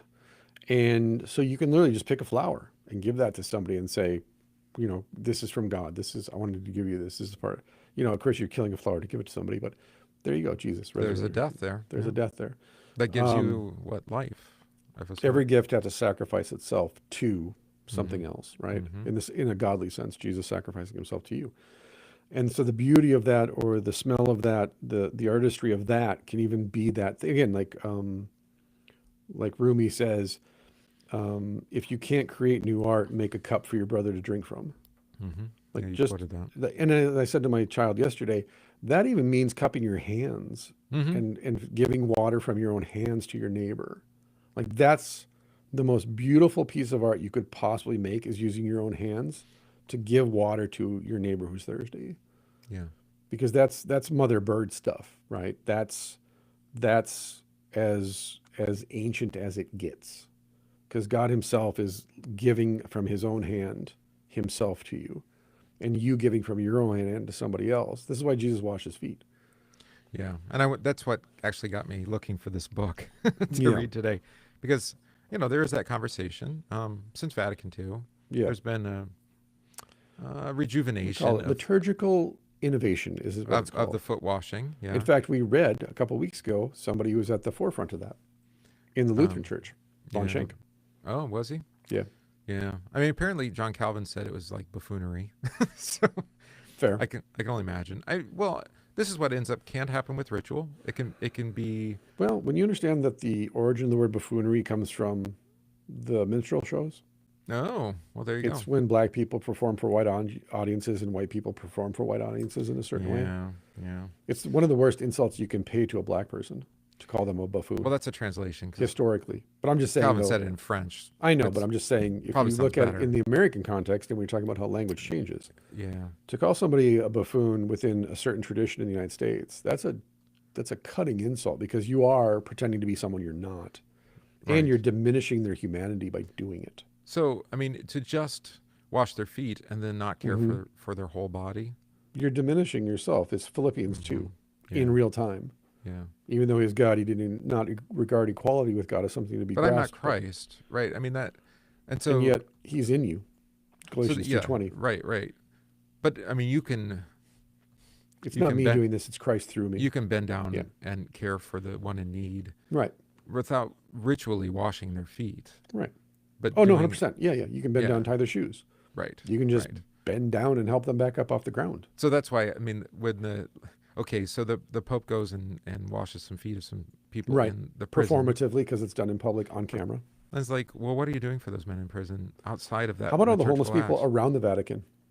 Yeah, how about that? The hundreds of homeless people that sleep in the archways of the Vatican that you do nothing for. How about those people? Yeah. That's the. How about giving back all the land you still own? That's the rich man and Lazarus, isn't it? Yeah, a little bit. So I've heard that story. Yeah, giving back the land. Just saying, give back all the land. It's not your land. Give it back to them. We have many properties around here. Oh, we could have sold it and given it to the poor. Then just do it. Yeah, just do it. Why are you keeping all these empty churches? Otherwise, and properties. Pray. Or do that. Yeah. Pray for repentance. Yeah. Pray for humility. I'm not just being critical. Pray for a change of heart.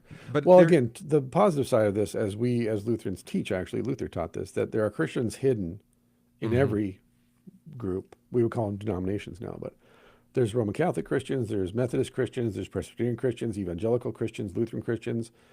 but they're hidden within the church. The earthly church, the true church, is hidden within it. Okay. And it's revealed to faith for faith. Sure.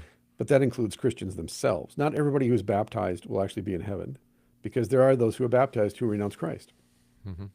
But in order to go to hell, you have to actually want to go to hell. So, you can do the foot That's the washing. tragedy of hell. You can do the foot washing tradition. Sure, and then, absolutely. And it's a powerful ritual. But only insofar as it's not about you and then saying to your church, now you go do likewise for your neighbors. Wrong. And No. that's how it's usually used. Yeah. I think so. No, I was explaining this to my son in the car last night.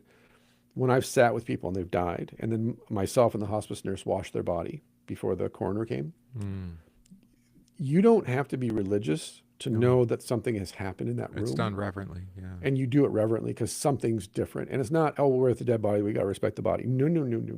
It's But why would beyond you have that. to respect the body? Right. Yeah, right, exactly. There's Why nothing reverent about a dead body because they urinate, they defecate, there's gases coming And yet out of we them. still do. It's super undignified. But like I said, I've done this with hospice nurses who had no belief, no religious beliefs. And yet they were the ones who say, hey, you know what? Let me get the water. I got to heat it up a little bit so it's not cold. I'm like, why are you doing any of that? He's dead. I'm not saying that, but I'm thinking that, right? If you have no belief system, if you don't have rituals or ceremonies, Because there was life in it. why is there a whole ritual that you're obeying? There's no one here except for me. I'm not going to report you to your boss. So why are you doing this?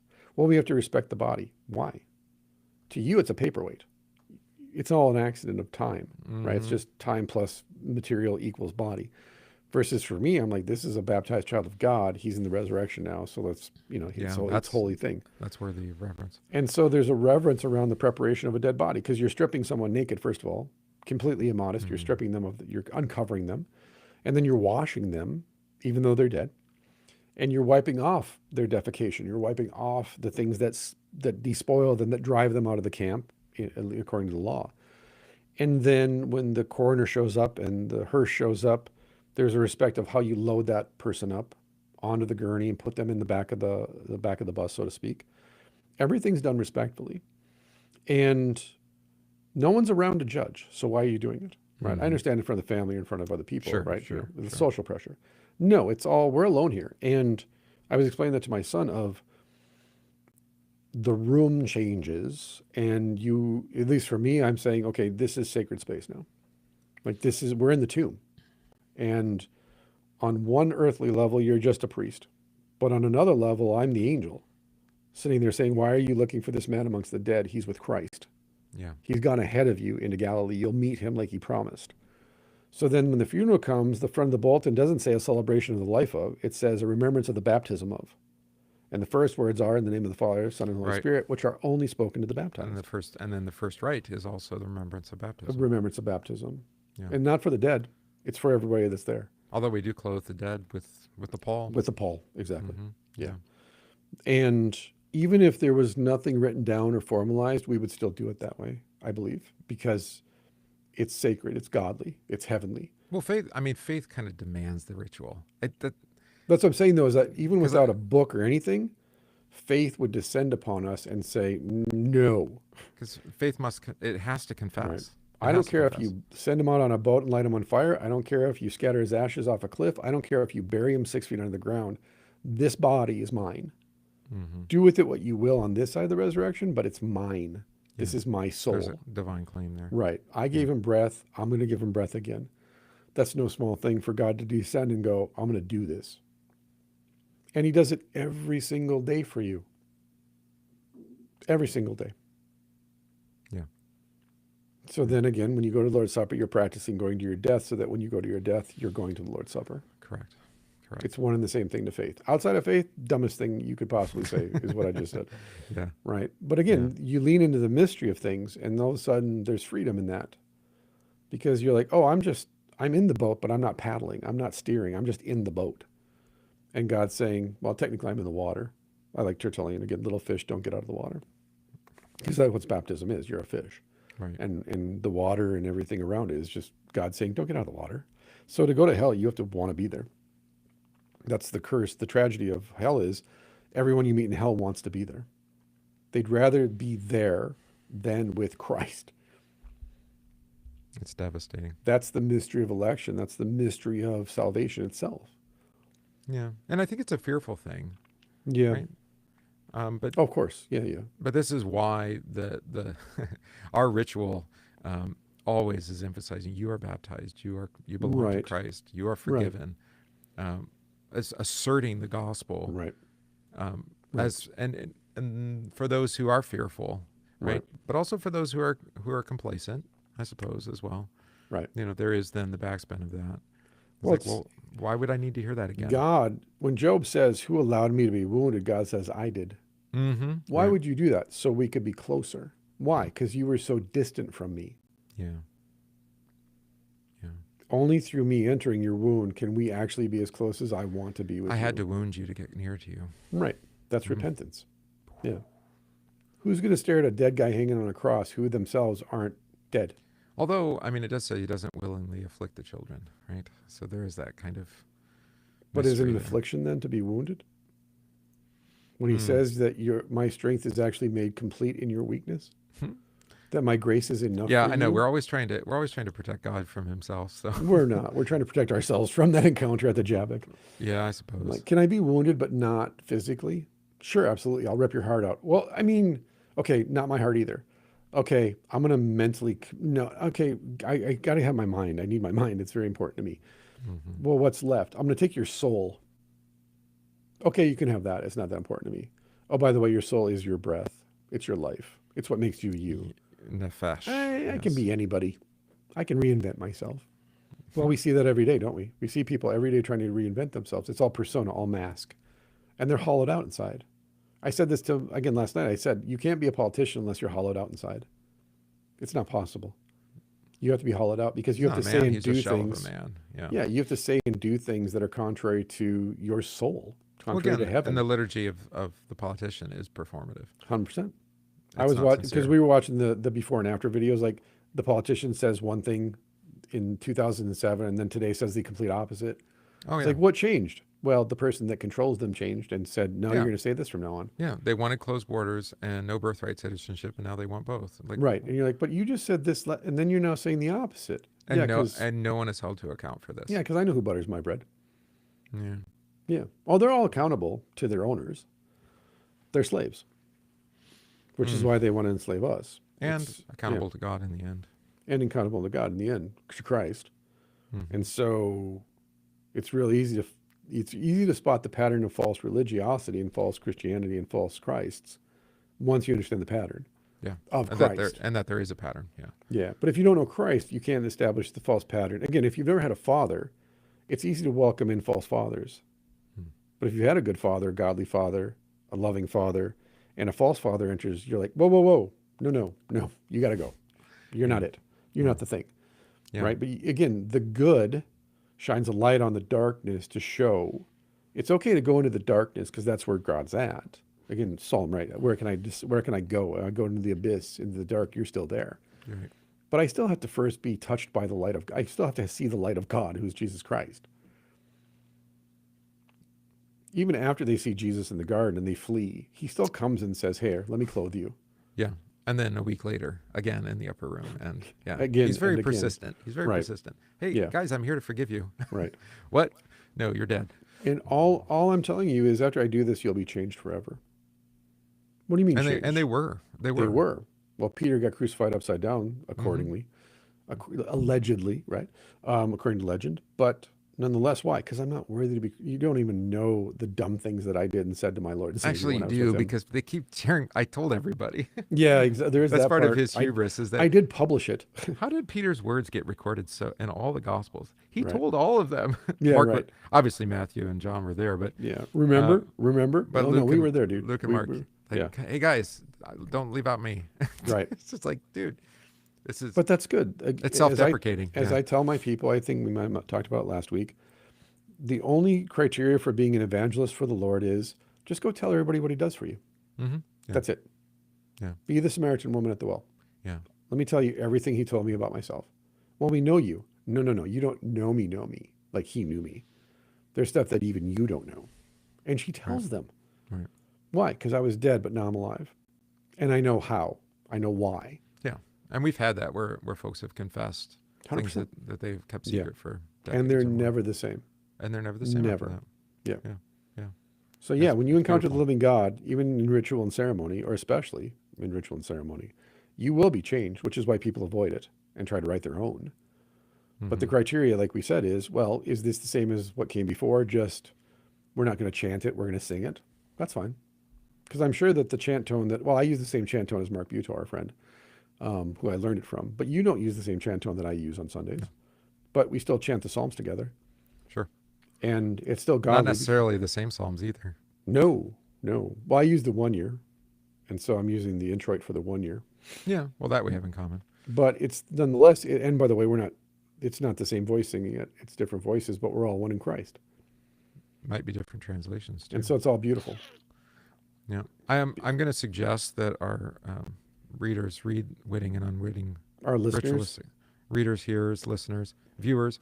Listeners, readers. Whatever they are. The lovers people, and thieves. Yes. The people. Read Kleinig's article. 100%. Witting and Unwitting Ritualists from 1988. Oh my gosh. We got to start getting ready for service here, my friend. Yep. So I will link to that as well. Yeah. Very good. Good. All right. That was fun. We could actually spend, I think, 3 months on this. Yeah. I think it's an excellent There's a book. lot. Well, it's also Holy Week, so I'm thinking ritualistically and ceremonial. Well, right. That's why I brought it up. So, yeah, get the book, 1517.org, In Defense of Christian Ritual. There Link we in the go. show So notes. to Mother Melody and Brother Chad on the live stream, God bless you. God be good to you and give you all of his gifts today and every day. And to all of our listeners, God to be good to you and God give you 10,000 blessings and his angels guard you on your way to heaven. Otherwise, God willing, the creek don't rise. I will be here next Thursday, but Friday I got the youth conference I'm speaking at, so I got to be traveling. So we need to do another Thursday show? Another Thursday show, a post-Easter debrief, as we've done in the past. Have we done that? Ritualistically. I've got an 11 o'clock. No, that's no good. Yeah, we'll figure it out. Okay. Maybe Wednesday. Yeah, maybe Wednesday. So, cool. All right. God bless you. God bless everyone. We'll see you soon. Peace. And the music cuts. Hard cut. Hard stop. Hard stop. Get out of here. Go play, you kids. Go play.